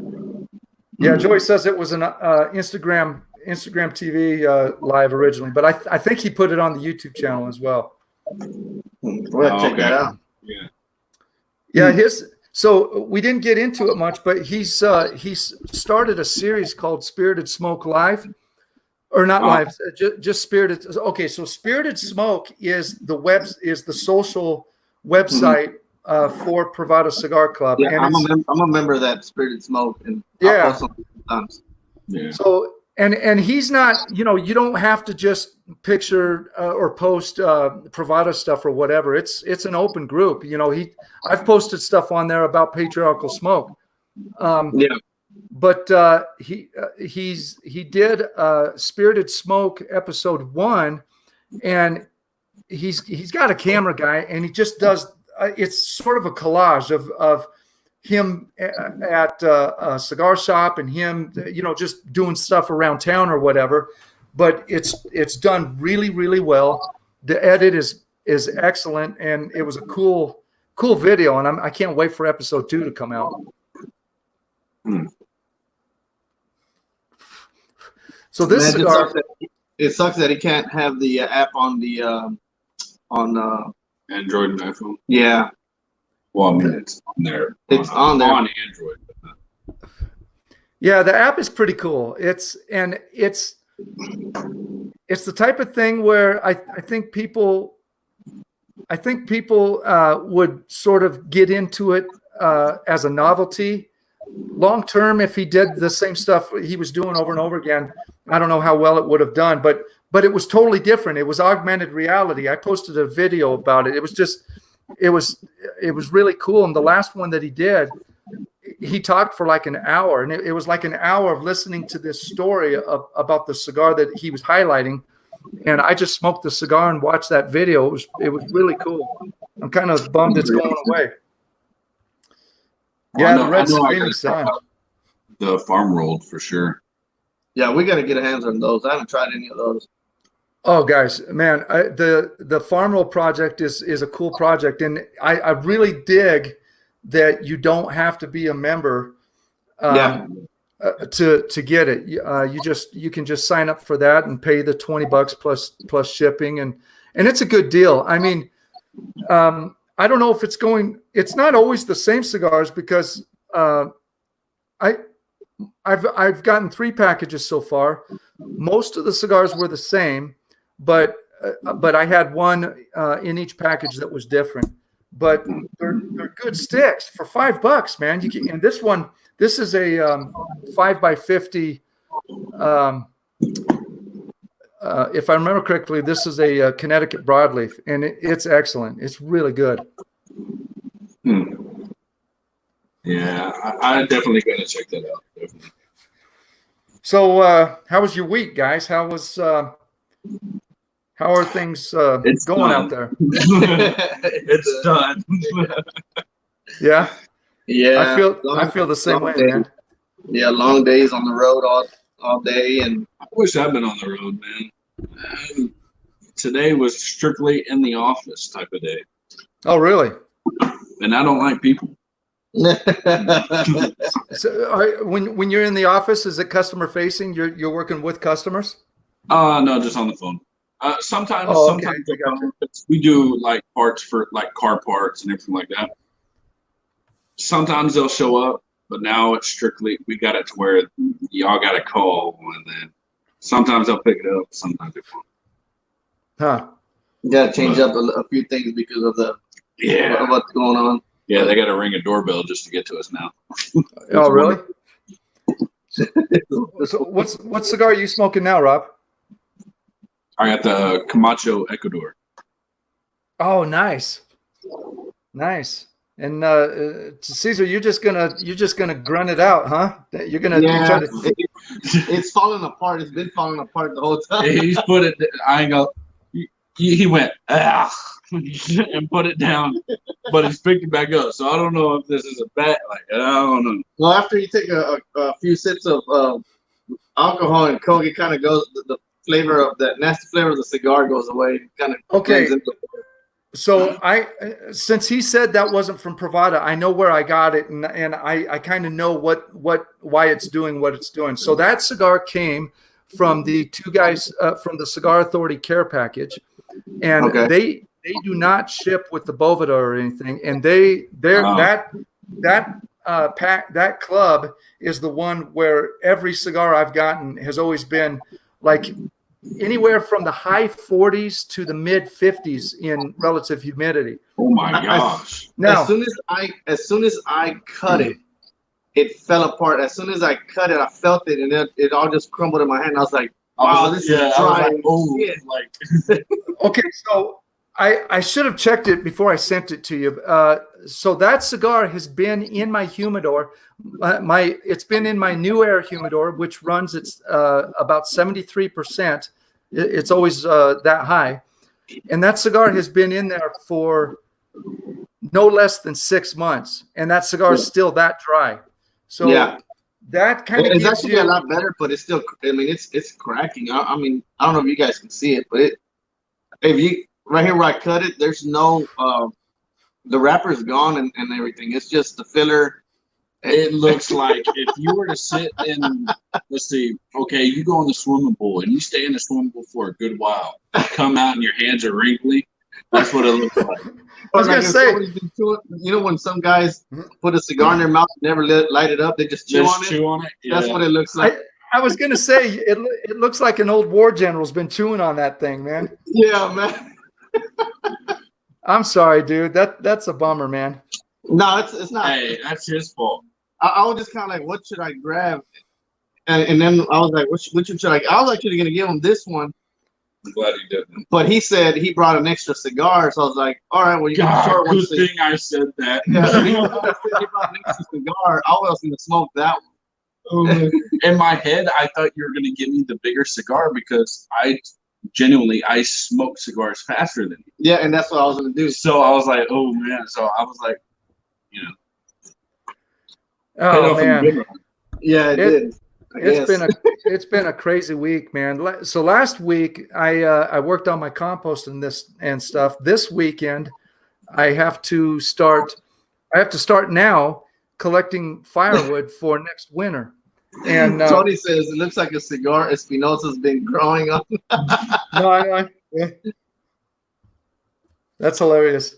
Yeah, I've got to collect firewood this year, not just for us, but also for my parents, because my dad can't go out and get wood anymore, and it's gonna suck because I work my butt off all year to get enough wood for us, and now I've got to get more than double because my parents start burning fire way earlier than we do, and they burn a lot later into the year than we do, so they go through a ton of wood. And I'm not looking forward to that, man. But it'll be cool. I love going out. I usually grab my saw, a can of gas, and the oil and stuff, and I just go back out in the sticks, and I grab a cigar and I cut for a few hours, and then I hang out and smoke a cigar, and then I start cutting again. Yeah, I got tons of wood right now. Right before I bought this house, the owners of this house decided to cut the tree that was in the back. It was a pecan tree. Oh, no. Yeah, and they cut it down, and he left most of the wood inside my in the shed. And he's like, "You want it?" I was like, "Heck yeah, I want that wood, man. I use it for barbecuing and everything." Oh, pecan's great wood. We don't get cold down here. Yeah, we don't get cold, so I use it for like barbecues or whatever. Give it There a better you go. flavor. That's pretty cool, man. Yeah, it just sucks that we don't have the pecan tree. I keep seeing the squirrels going over the backyard and digging out all the pecans they've left there for like a year or two or whatever. I'm like, where are these pecans coming from? And I started noticing the squirrels out there digging them out of the ground. Right. And then they'll move them and put them somewhere else. So they'll dig them out and then do another hole and put them in there. And I'm like, that's funny. Primal Man is in the house. Sup, boys, he says. What's up, Primal? How's it going? Very cool. So have you chatted anymore with Lars Teton for our show in 2 weeks? No, but he told me to get a hold of him as soon as we get a date for him to come on. So as soon as we're cleared up, unless it's open, I'll have him come on next time was in 2 weeks. Yeah. So our next show we'll do Lars Teton, and I'll put together a thumbnail and send it to you guys so you can post it on social media and stuff. And I just stole his. that'll be cool. And then we'll have the guy from Crazy Monkey.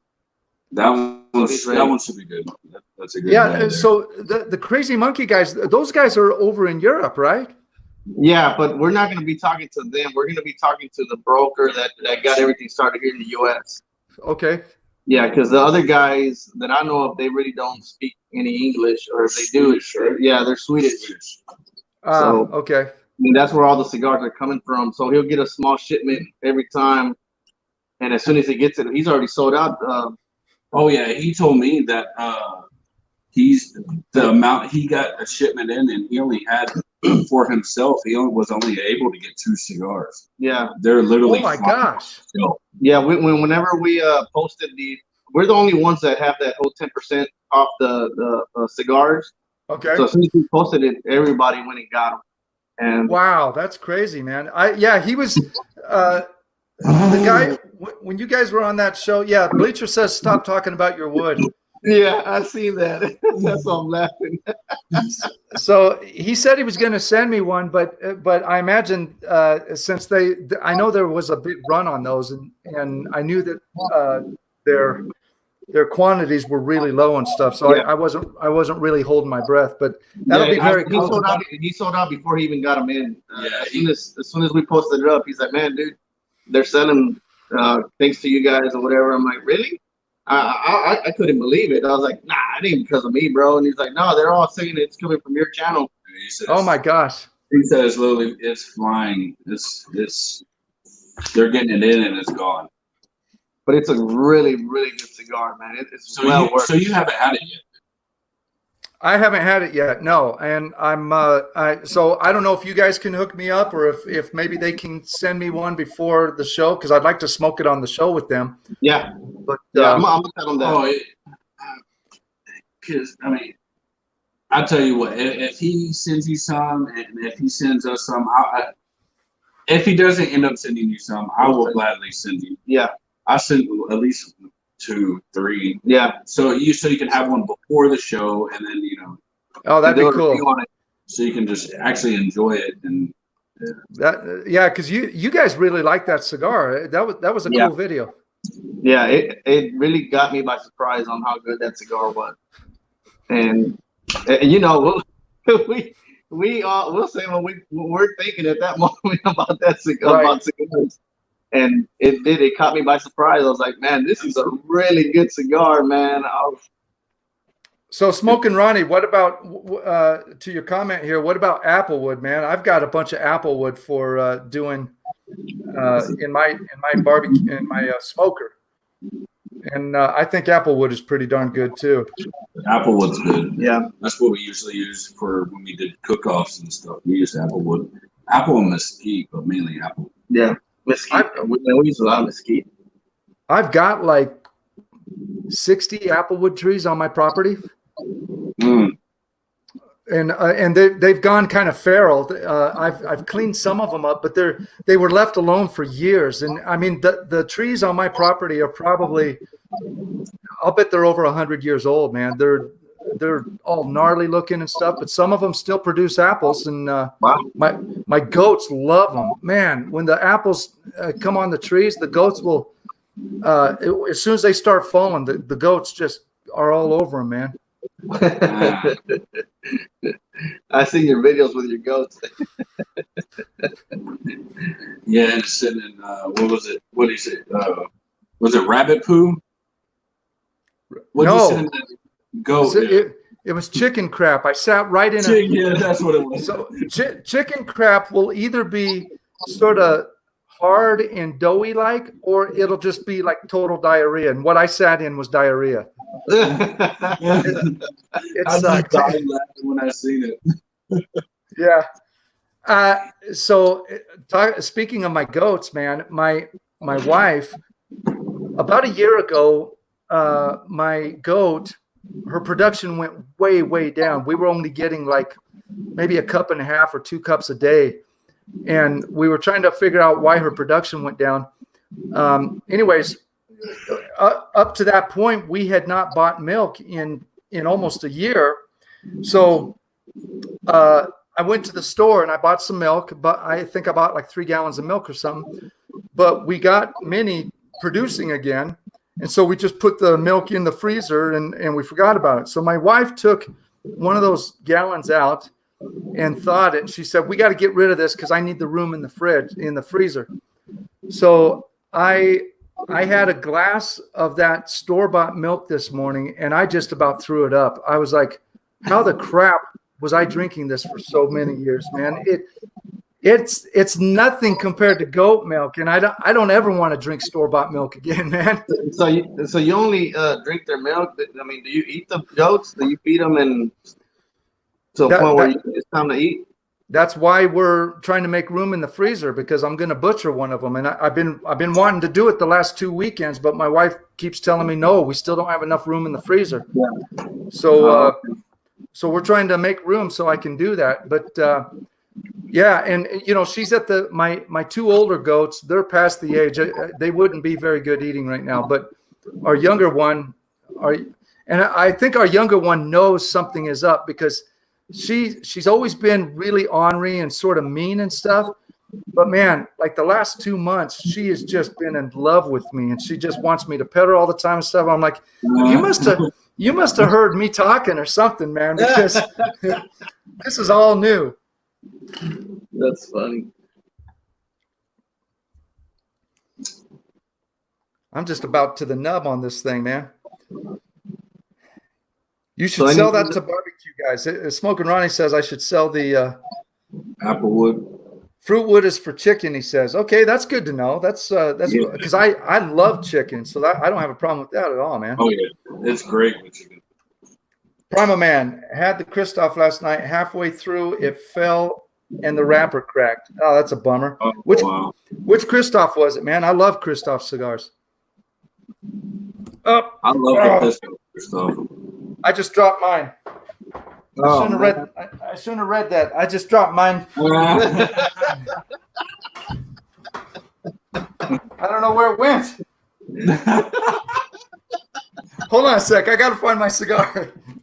You can grab a beer for me. I'm good right now. Can we grab you one? Huh?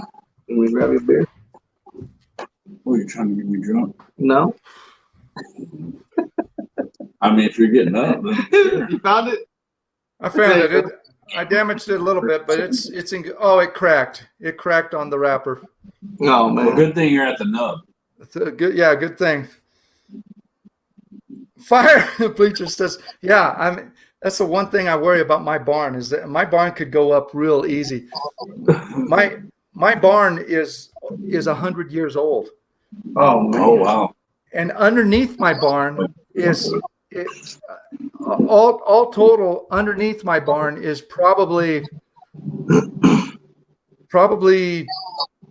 5 bales of hay, all spread out, because they used to store hay in here, and the rats would get into the hay and stuff. And the floors, the floor is solid now. The floors used to just be slats, and they had big gaps in them.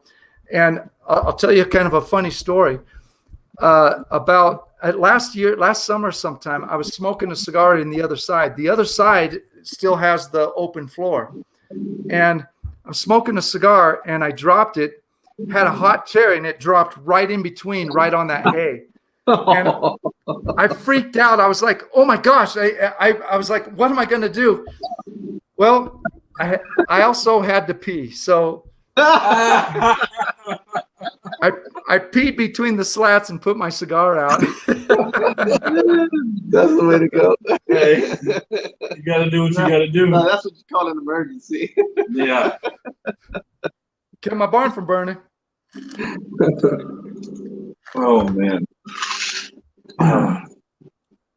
I can't wait to get Lars Teton on here, man. That'll be a good show. I haven't reached out to John yet. I'm sure John will do a show with us, but I'll probably get him on. Actually, I'll try to get John after we have Lars Teton, and then we can do the guys from Monkey. What's it called? Crazy Monkey. Say it again. Crazy Monkey. Crazy Monkey. Yeah, we'll get them on in like let's see, that'll be a month and a half from now, basically. Sounds good. Now, if people still want to get the Crazy Monkey cigar, they can still use our code. Our code. All they gotta say is they follow Smoking Lead on YouTube, or they heard from Smoking Lead. Yeah, and contact him directly. Yeah, it's gonna be contact by Instagram. Okay. What is the cigar? You gotta look it up. Man, look how our viewership dropped after Brian left. Man, we were almost at 60 people. Now we're at 24. Hey, I can't see how many people we have. Let's see. Nope, that's not what I wanted to do. Go here.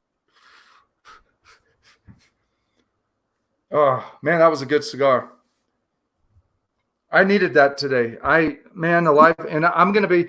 Actually, it was I had iced coffee with my first stick, and the cigars and the iced coffee are enough of a booster to get me through. I'm going to be up most of the night studying. I've got a bunch of studying to do, and I have a hard time at night unless I've had a cigar and coffee. Then I'm kind of amped and I can go for a while. Yeah. Yeah. The guy's name, I'll just spell it out. Or why don't you write it in chat? I'm gonna write it in chat. Yeah, he's gonna write it in chat for y'all, so you can contact him. ZIG. ARRENKON.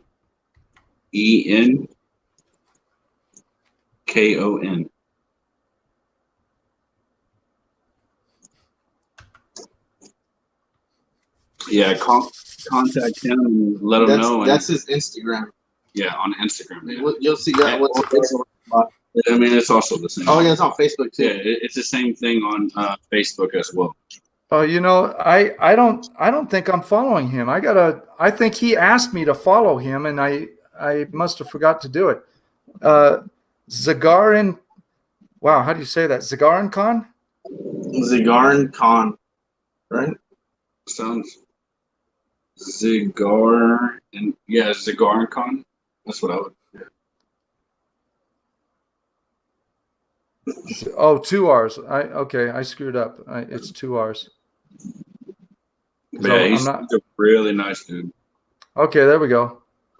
Oh, he's following me, and I wasn't following him back. Shame on me, man. Shame on me.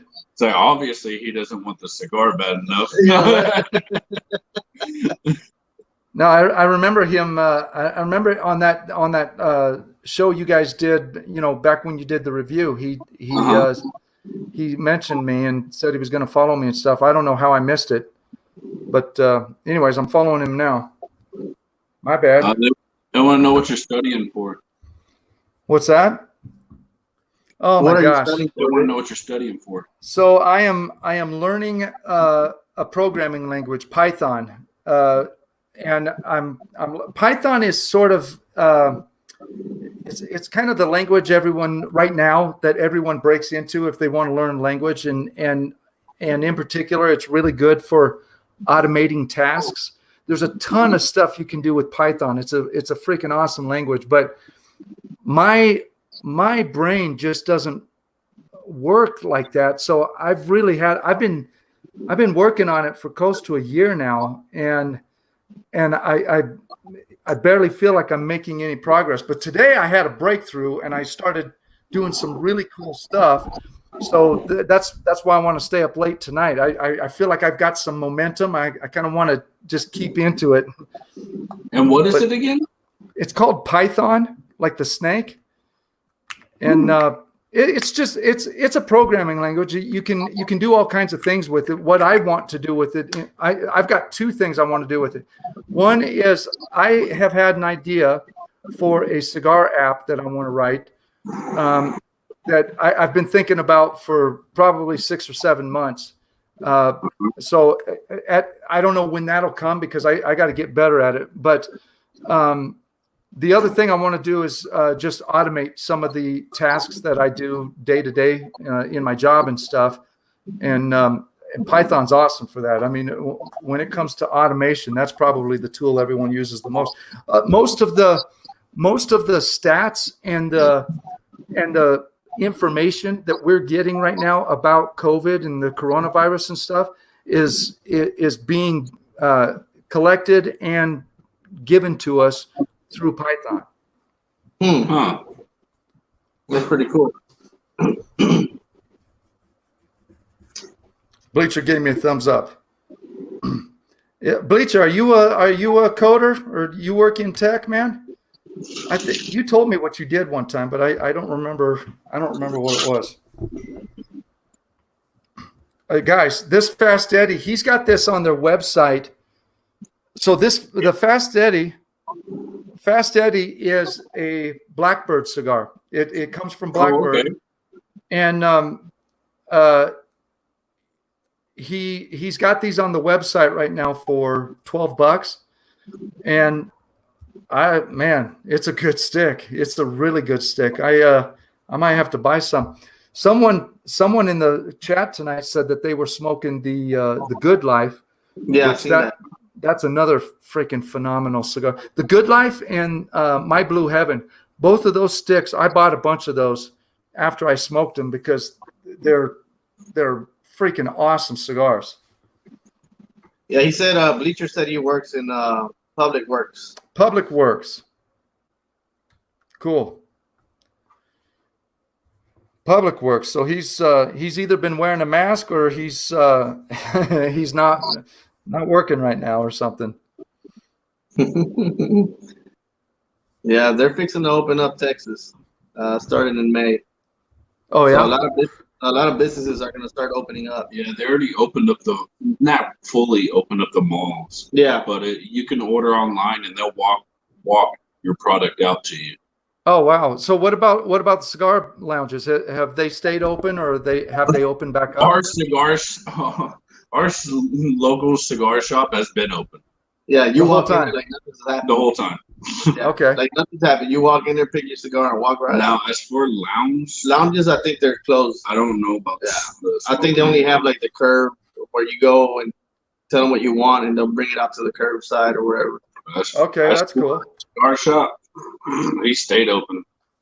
So K Maverick says the Blackbird Rio was one of the best cigars he's had in a long time. That was another one that they just did in the Privada Cigar Club recently.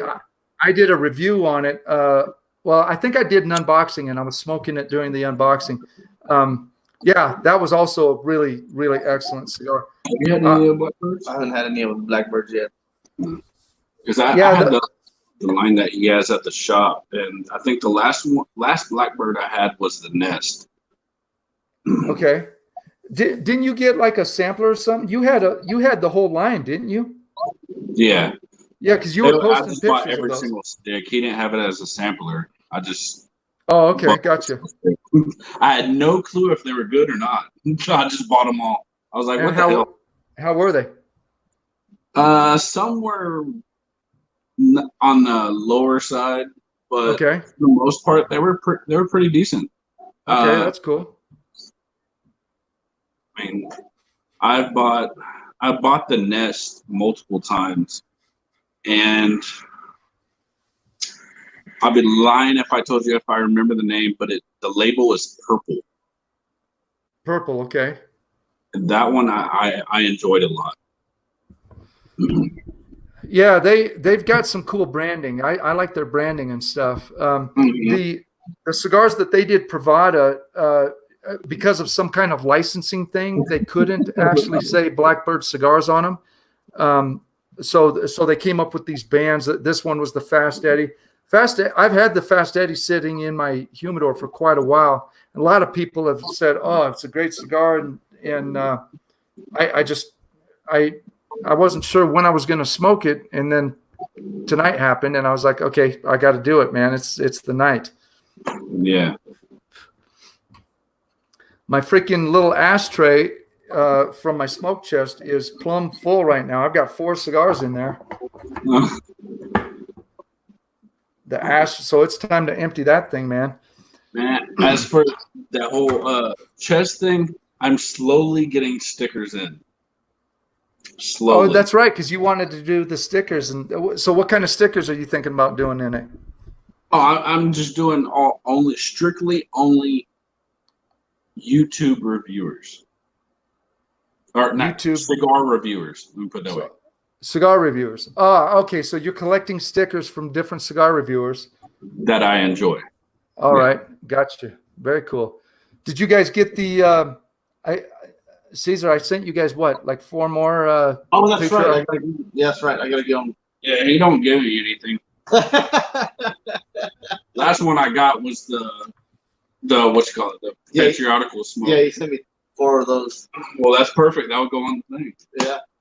Cool. Perfect. Yeah. So I wish I could have done that one a little bit bigger, but I got a deal on those. I paid like $9 for 50 stickers, and and they were 2-inch, and I didn't really pay attention to the size. After I got them, they're beautiful stickers, and I thought, oh, this really needs to be like a 3 or 4-inch sticker. But I'm really happy with how they turned out. Oh, I like it, but you see, sometimes with some stickers, the bigger you get, it just gets. It's not good. It's not a nice sticker. Yeah, I think it's a really good sticker. I really do. Cool. I still need to get my stickers. I don't know where to get them at. I keep getting. Oh, dude. No, what you do is okay. There's a website called Sticker Mule, like a donkey, stickermule.com, and create an account with them and just get on their mailing list. And they do specials all the time, and you'll get a special of 50 stickers for $20 or something like that. And and they do die cut, and they do the round ones and all that kind of stuff. They do all kinds of stuff. But it's a pretty good website for marketing stuff, because the tape, the High Desert Man tape that I sealed the boxes up that I send the smoke chest out in, I got that from them. All my stickers come from them and stuff. Yeah, they're pretty good. Bleacher says he needs to find a better Toro box for his smoke chest kit. So I am Bleacher. sad. Okay, tell me about it. I am upset that box won't fit the inserts. Which box? This one here, the box press. Oh, the box press, yeah. I was like, oh no! Like, I walk into the shop and I'm like, that box catches my eye, out of the commodity. It's such a beautiful box because it's got I guess you can call that what, teal? Yeah, teal and black. I'm like, that's wonderful. And I was like, oh. So just hit up your cigar shop, someplace that sells Camacho cigars, and just buy a regular Toro box from them, because it'll fit that one fine. Okay. One of the most beautiful smoke chest kits out there that I've seen yet is a guy that's on Spirited Smoke. His name's James. He bought it from me a long time ago, and he kind of lucked out because he got the original kit, and the particular one that I sent him had some knots in the wood, but they were sanded flat and everything, but those knots just added an element to that. And then he stained it with like a natural stain or something, and he put it in an H. Upman box that's the same color as the Camacho, but it's a little bit lighter teal. And it is absolutely gorgeous, man. He posts pictures of it all the time, and I take snapshots all the time and save them, because it's one of the most beautiful boxes out there. You got Maverick says, if you could learn one or two computer languages, what would they be for business purposes? So, well, it depends on what kind of business purposes you're talking about, but I would definitely say that Python needs to be one of them, because Python is there's just so much stuff you can do with Python. And then the other one would probably be, honestly, probably JavaScript or something, because those are going to be the most ubiquitous, the stuff that you can do with them and everything. But I'm honestly not the best person to ask, because there's so many languages out there, and we're in a time now when the languages, it used to be that there were just like a handful of languages that everyone used.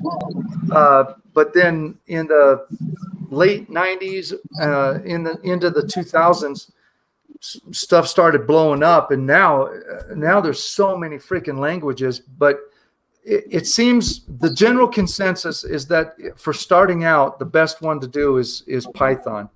And you'll hear lots of debates why another language is better or whatever, but I really sat on it and studied a lot of different stuff for a really long time before I finally decided that Python was the one for me. And it's just an awesome language, man.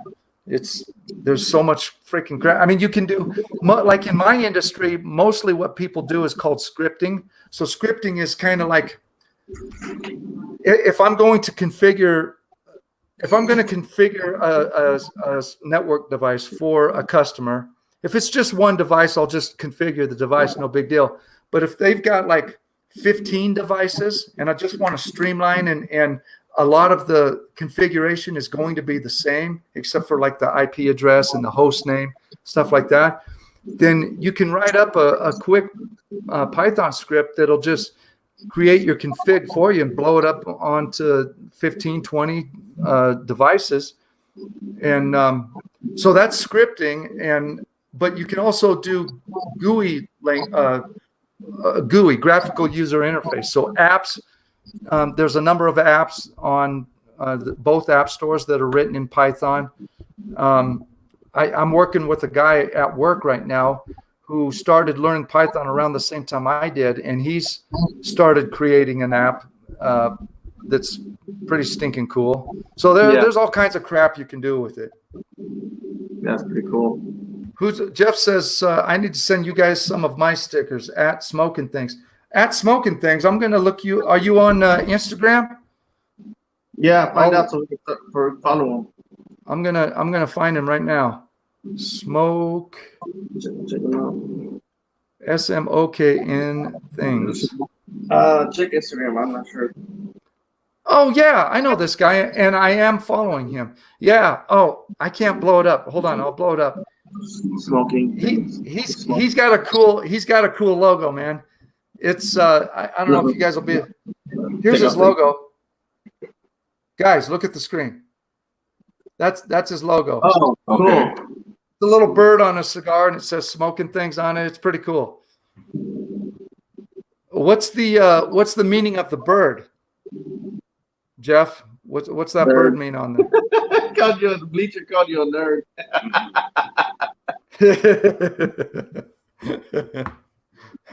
Oh, I seen that sticker before, or I think I'm already following him. I sent you a follow just now. Very cool. What's a smoker's chest kit? Jay Lane. So what is this? Let me grab a smoke chest and show you what we're talking about. Hold on.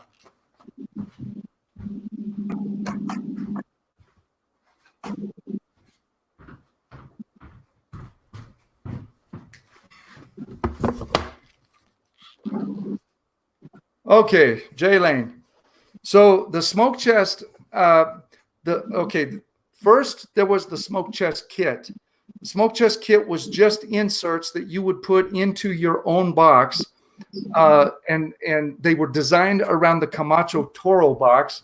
But after, I don't know, 8 months or a year or something, I had a lot of people say, hey, we want the smoke chest in a High Desert Man box. So I found a company to make boxes for me. So this is the smoke chest. Let me get that fixed there. This is the smoke chest. It has my logo on it, High Desert Man. And it says smoke chest on the front. Just has kind of a desert motif on the back there. And what it is, I use one in every video. I've got one sitting here on my desk. It is a ashtray, cigar rest, a beverage rest for your drink, and a place to keep your lighter, cutter, and whatever. So this is the official smoke chest, which you can get at highdesertman.com. And you know what really surprises me about this? Even Diggins was promoting this on Facebook this past week. Yeah, I've seen that. I'm surprised at how many people use theirs in a portable fashion. They'll have all their stuff in it, and they'll, like Diggins said, he keeps his on his car seat, and when he goes over to a buddy's or something like that, he just picks it up, and he's got all of his stuff in there, and I mean that's really what it was. I call it the ultimate herf organizer. So it's just a place to keep all your stuff and to keep it organized, because what I always experienced before I came up with this was like I'd go over to Keith's to smoke, and you're smoking at a table or something, and everything kind of gets spread out across the table, right? Somebody grabs the lighter or whatever, and so this way everything is just there. I keep one here in the shop all the time, and it's awesome. I can't complain because it has sold pretty good. I've sold a lot of them.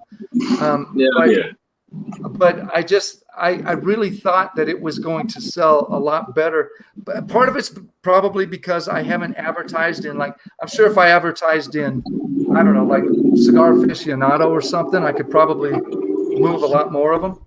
But that's super, super expensive to do. So I've just done it all through social media and stuff. So yeah, that's the smoke chest, man. Maverick wants to know what's the very first cigar that we smoked, and we were like, wow, this is delicious. And what might be your favorite cigar of all time? Oh, okay. You guys go first. Oh, go ahead. You go first. I'm going to have to think about the all-time thing. Because my first cigar I've ever smoked was the CAO Brasilia Torpedo. All time, I got to think about that one. I don't know. It's hard. All time, like, as of right now, honestly, I would say the Crazy Monkey. But all time, I love it. And I'm not just saying that because, no, I truly enjoy that cigar. All time, man. That's tough. That's rough. I'm gonna say the first one that I was like, "What in the world? Why did I take so long to smoke it?" And I even bought it, and I had it sit in my humidor for a while because I didn't want to smoke it yet. And when I finally did, I was mad at myself for not smoking it fast enough so I could buy more. Okay. And it was the Liga Privada number 9. Oh, okay. Wow. Yeah. In a Toro size. Yeah. Right. And all time, man, that's kind of hard just because it changes. Yeah. It does change. That's why I said, like, as of right now, I would say the Crazy Monkey, but I'm sure if I do more thinking, it's going to be another one or another one or another. Yeah. So it's hard. Like, I mean, you give me a top 5, I can give you a top 5. Yeah, and then I do like, there's one tatuaje that I smoked. I can't remember the name of it, but it's, all I know is it's got a brown band on it, and it says tatuaje. That's all it says on it. It's the brown label. It's that's one of his originals. That's one of the originals. That's a great cigar, man. And I smoked that, and I'm like, wow, this thing is so good. I love the Wiseman as well. Yeah, the Wiseman, or what's the other one? Which one? The Tabernacle. Okay, that's also a real good cigar. So I can answer both these questions, but for me, of all time, that does change. I can say for right now, but first, the first part of the question, the first cigar that I had that just set me back, and I was like, it was the cigar, it was the experience, the ambiance, the people I was with, the whole thing. But it just made an indelible impression on me, was the La Flor Dominicana chisel when it first came out. And I was working in, I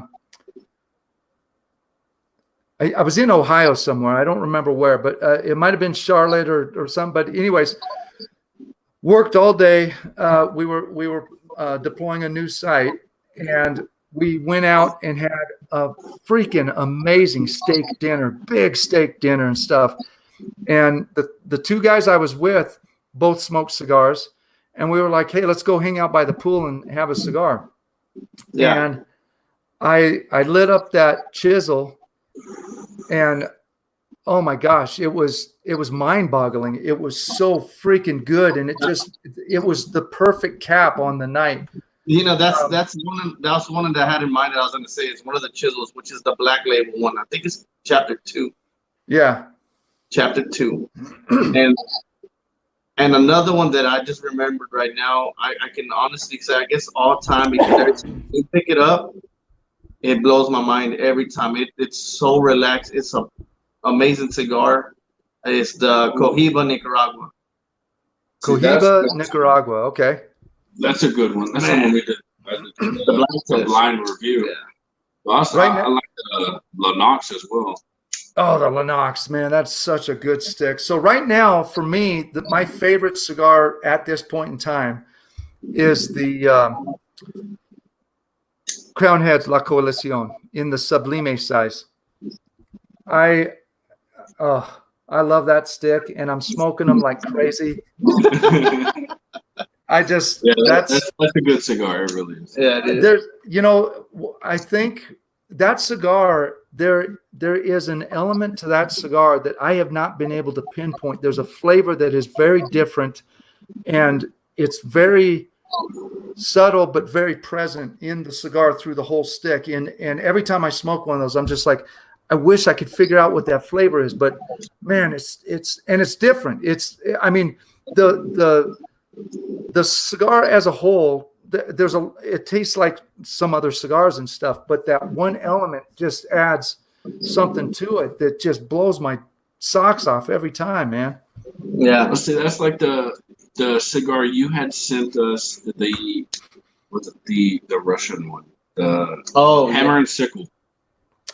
Oh, the Hammer and Sickle, yeah. That cigar for me was really great. But the thing, I guess, what made it great is it gave me something from a cigar I have never had. Okay, yeah. And I can't tell you what it is. Right. It was something about that cigar that gave me, I was like, I don't know.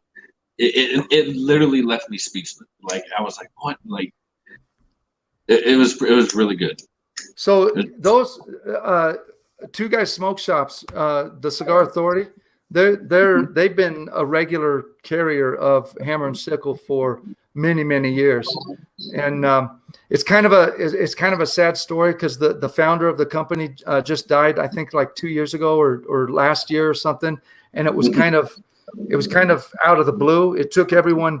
In fact, I think it was 2 years ago because they kind of took a hiatus. They stopped production. They stopped everything for like a good 6 or 8 months because it really came out of nowhere. And they've picked back up and started doing things again. Brian Torres says he likes the smoke chest. They're very nice. He's been wanting to get one, and then Bleacher came up behind him and said, "You got to get one. It's well worth the money." So thank you very much, guys. That's awesome. Bleacher says my all-time favorite is the La Creme Bellicoso. That's a great stick, man. Wow. It's a great stick. I had that one. It's real good. Now there's another. Well, I don't know if you noticed. I haven't done a review on LFDs, and that's one of the reasons why. Is because it is one of my favorite brands. Okay. And I don't want to be biased because I really like that. Every cigar I smoke from LFD, I love. Right. And I feel like, dude, if I do a review on this, I'm just gonna talk so much good stuff about it. Like maybe I should stay away from it for a little bit. I mean, they got really good sticks for sure. Yeah. Every cigar I've smoked, it's been real good. I forgot to tell Brian. To send me in my next package. So they just did a Privada exclusive with Southern Draw, and Quake's message reminded me of that. I was going to tell Brian to make sure I get one of those in my next package. I'll have to email him. But Jacob's Ladder. It's got the one that they did with Privada has a beautiful band on it. It looks like a Southern Draw band, but it's got the Privada logo on it. It's gorgeous, man. Wow. That's a real good cigar. I smoked it several times, but I've had people that have smoked it and they can't finish it. It's too strong. The Jacob's Ladder. Yeah. No. Yeah. I haven't smoked it yet. Yeah, it's a strong stick, but I liked it. I liked it a lot. I remember the second time I smoked it. I was in my truck driving to. It was early in the morning. I was like, I gotta grab something, and I just stuck my hand in the box and I ended up picking up a Jacob's Ladder, and I didn't have nothing to eat, no breakfast or anything, and I just took off, and I lit it up, and I'm like, oh man, this is the wrong stick to be smoking right now. Yeah. But it's a good cigar. I like it a lot. I like that cigar. Quicks called you a wuss. Hey, it's not me. I like the cigar. It's other people that told me they can't finish it. The strongest cigar for me is, or I say for me, I haven't had it because when I started out, I was literally picking up cigars just to pick them up. I was like, ooh, this has a nice band. Right. And I smoked the Partagas Black. Okay. And boy, let me tell you what. Did it flatten you? I remember I was fine smoking it. I went to get up and I was dizzy. Went to take a shower. I did the whole one hand on the shower type thing. I was like, I felt drunk. And I just stood there and I'm like, oh my gosh. So I smoked, you guys know about my video that I did, I think it was about 1.5 years ago. I smoked a Punch Diablo in Seattle. I was in Seattle on a trip, and I hated the cigar. I was like, this cigar is crap. So I smoked it again here early last week, and I thought, okay, it's been sitting for 1 year. Maybe I can get some stuff out of it. Now, on the good side, this time I actually got flavors out of it, and I actually got some pretty interesting flavors. I got a real nice licorice note out of it, dark earth and stuff, but the cigar was still crap. It that cigar just wants to be strong for the sake of being strong. And Yeah. you have to smoke it slow because that thing, if you draw on that thing too much and it will get bitter, nasty bitter, man. Quickly too. I tell you what, that's one cigar because we did it on the channel, and then I thought the same thing. I got that cigar and I let it rest in my humidor. Yeah, I did a review on it. It rested in my humidor. Finally, I went to go to pick up my son. I'm driving down the road. I'm like, what the heck? Let me light this sucker up. Okay. I kid you not. That's the first cigar I've lit, taken a puff of, and threw out the window. I've never done that with a cigar, and I'm like, I don't know. That's the only cigar I've had where it's like you said, it wants to be really strong. But when I smoked it, I mean, if you check out my review, I couldn't get any notes out of that cigar. Once in a while, I'll get something sweet, and it'll go away real quick. And it felt like if I had a thing of black pepper, like a bottle of black pepper, and all I did was pour it in my mouth. Because it felt like every time I puffed, it felt like I was puffing on powder. That's how it was bad. I was like, man, this is horrible. Like, how can somebody see? I wish I would have got that. For me, it literally tasted like I took a bite out of the chalk sticks. Yeah, just taking a bite of the chalk and then threw soil in my mouth. It was disgusting. Yeah. I have one more that. So when I bought them, I bought two of them. I smoked one. I bought them in Seattle. I smoked one while I was in Seattle, and honestly, I thought maybe I didn't like it because the smoking in Seattle is one of the worst experiences ever. You can't smoke anywhere, and I finally found a bench that I could sit on it and smoke, but it was raining and it was just real humid and everything. And I thought, okay, maybe the cigar was bad just because of the experience and stuff. But I knew that it was really strong, so I knew I was going to have to let it sit for a while. Then, while that cigar was sitting, the Cigar Authority care package, they sent me another one. And I opened it up and I was like, oh my gosh, I got another one of those turds. So I've got a third one buried in my humidor somewhere that as soon as I get to it, I'm gonna toss that thing because I don't like it. I had it in mine, and I was like, I just had one not too long ago in my humidor, and I sent it to Kevin. I was like, you can have that, dude.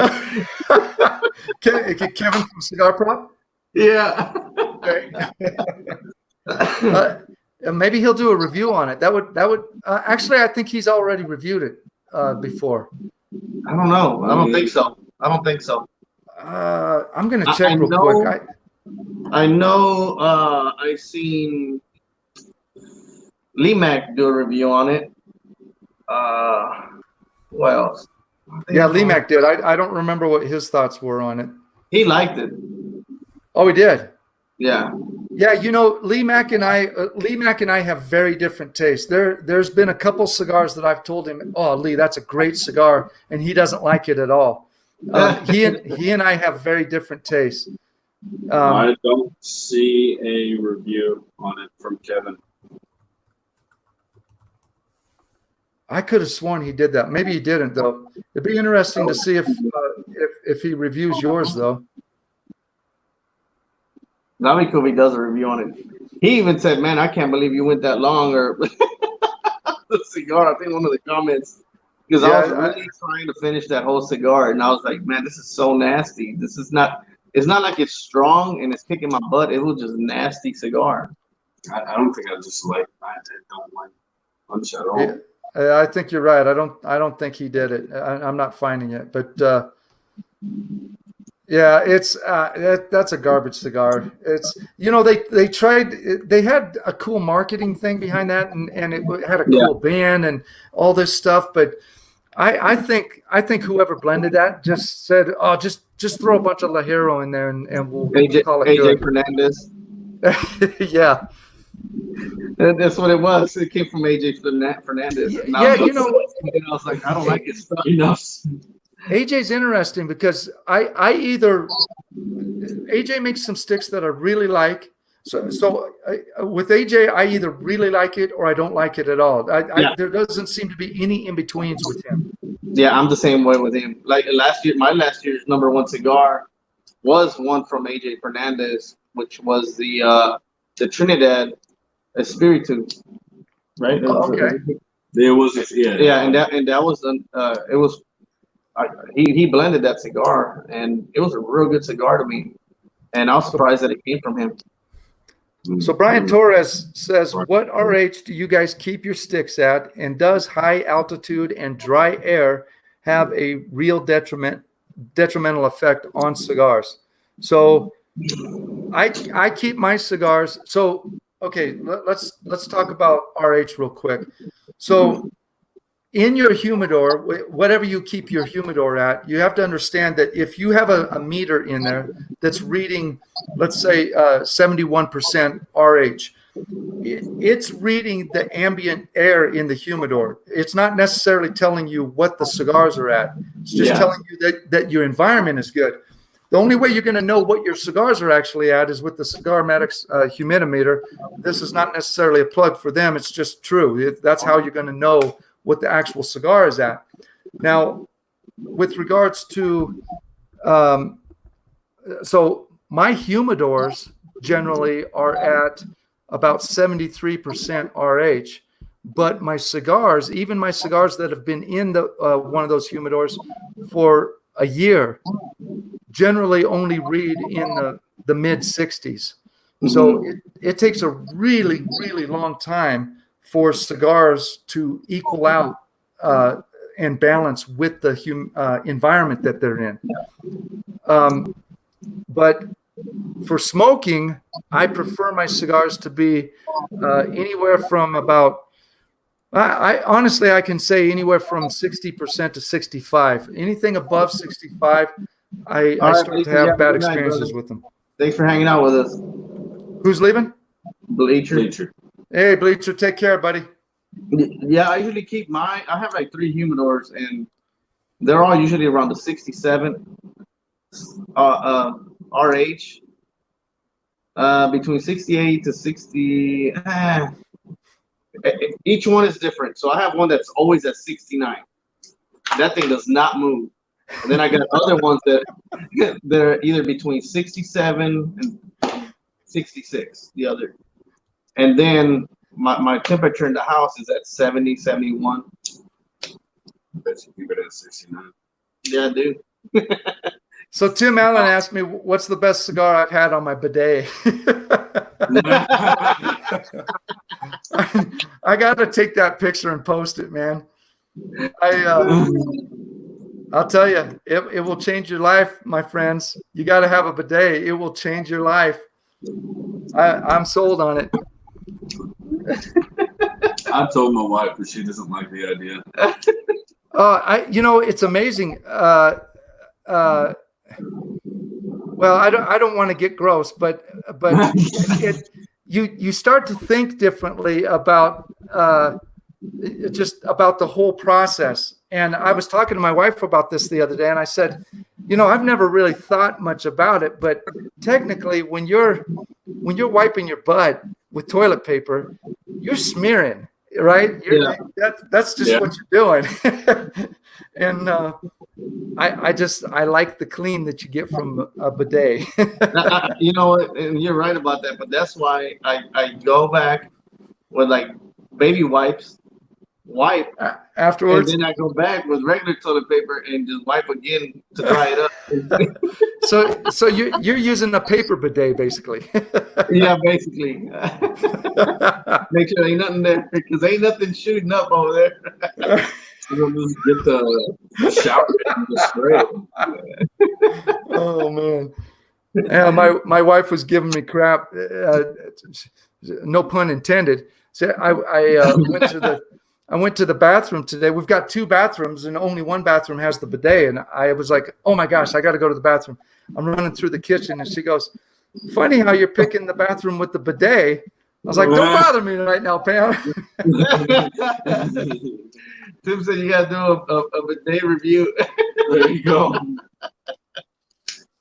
So my wife ordered one because of all this Corona stuff. My sister-in-law, she lives in California, and she went through a spell where she couldn't get toilet paper, and she was just about to run out. And so my wife ordered one for her and sent it to her. And she's been trying to hook it up, but she can't get the water turned off to the toilet. Yeah. And so she went and talked to management and said, "Hey, can you send someone up to help me install this?" And they said, "No, we won't let you install it because if it leaks and anything goes wrong with it, it's on you. You have to pay for the damages and stuff." Yeah. So she said she's going to do it anyways, and I don't know. We'll see, but I think the bidet is a pretty cool thing. Oh man, it would be funny if I did a bidet review. I'd have to get. There's another one you can get. I talked about it before. That just it takes the place of your seat, your toilet seat that you sit on, and it's got a little robotic arm that like rotates. So it makes sure that it gets you all clean, man. Yeah, the hairs and everything. There you go, Quake. Look at Quakes. Hopefully it won't be a crappy review. Oh, that's awesome. All right, guys, it's time to wrap it up, man. All right, brother. It was fun. It was really fun. Thank all y'all for stopping by. Man, thanks for hanging out with those guys. It's a lot of fun with you guys here. Yeah, guys, thank you so much for hanging out on the channel for 2.5 hours tonight. And check out Caesar and Rob at the Smokin' Lead review channel. And, of course, you're already on High Desert Man. And so in 2 weeks, we're going to try to have Lars Teton. So you'll have to reach out to him now, Caesar, to try and make sure you just look up the date and tell him, okay, we'll have you on this date. Okay. And then give me his email address so I can send him the link and everything. Sounds good. And then after that, I'm going to try to get John Huber on. We'll see what John says. John will come on. We just it'll depend on his schedule. Oh, okay. Speaking of John Huber, May 18th, Kevin is going to have John Huber on his I Tap That show. And he asked me to be on it as well for the whole show. So that'll actually be the first time I think that I get to actually speak with John Huber. So that'll be I'll probably fanboy out a little bit, man. I have a little bit of a man crush on that guy.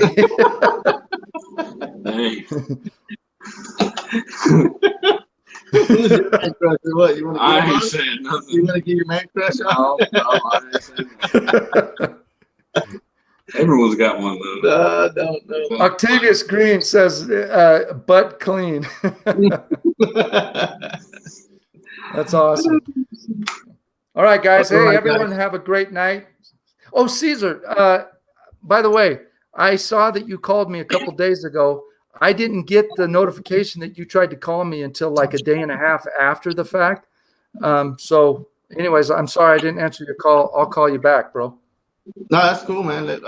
We'll talk probably Monday or something because I know this weekend I'll be real busy. Okay, cool. All right, guys. Well, have a good night. Thanks, guys, for hanging out with us. And God bless. Later. Bye.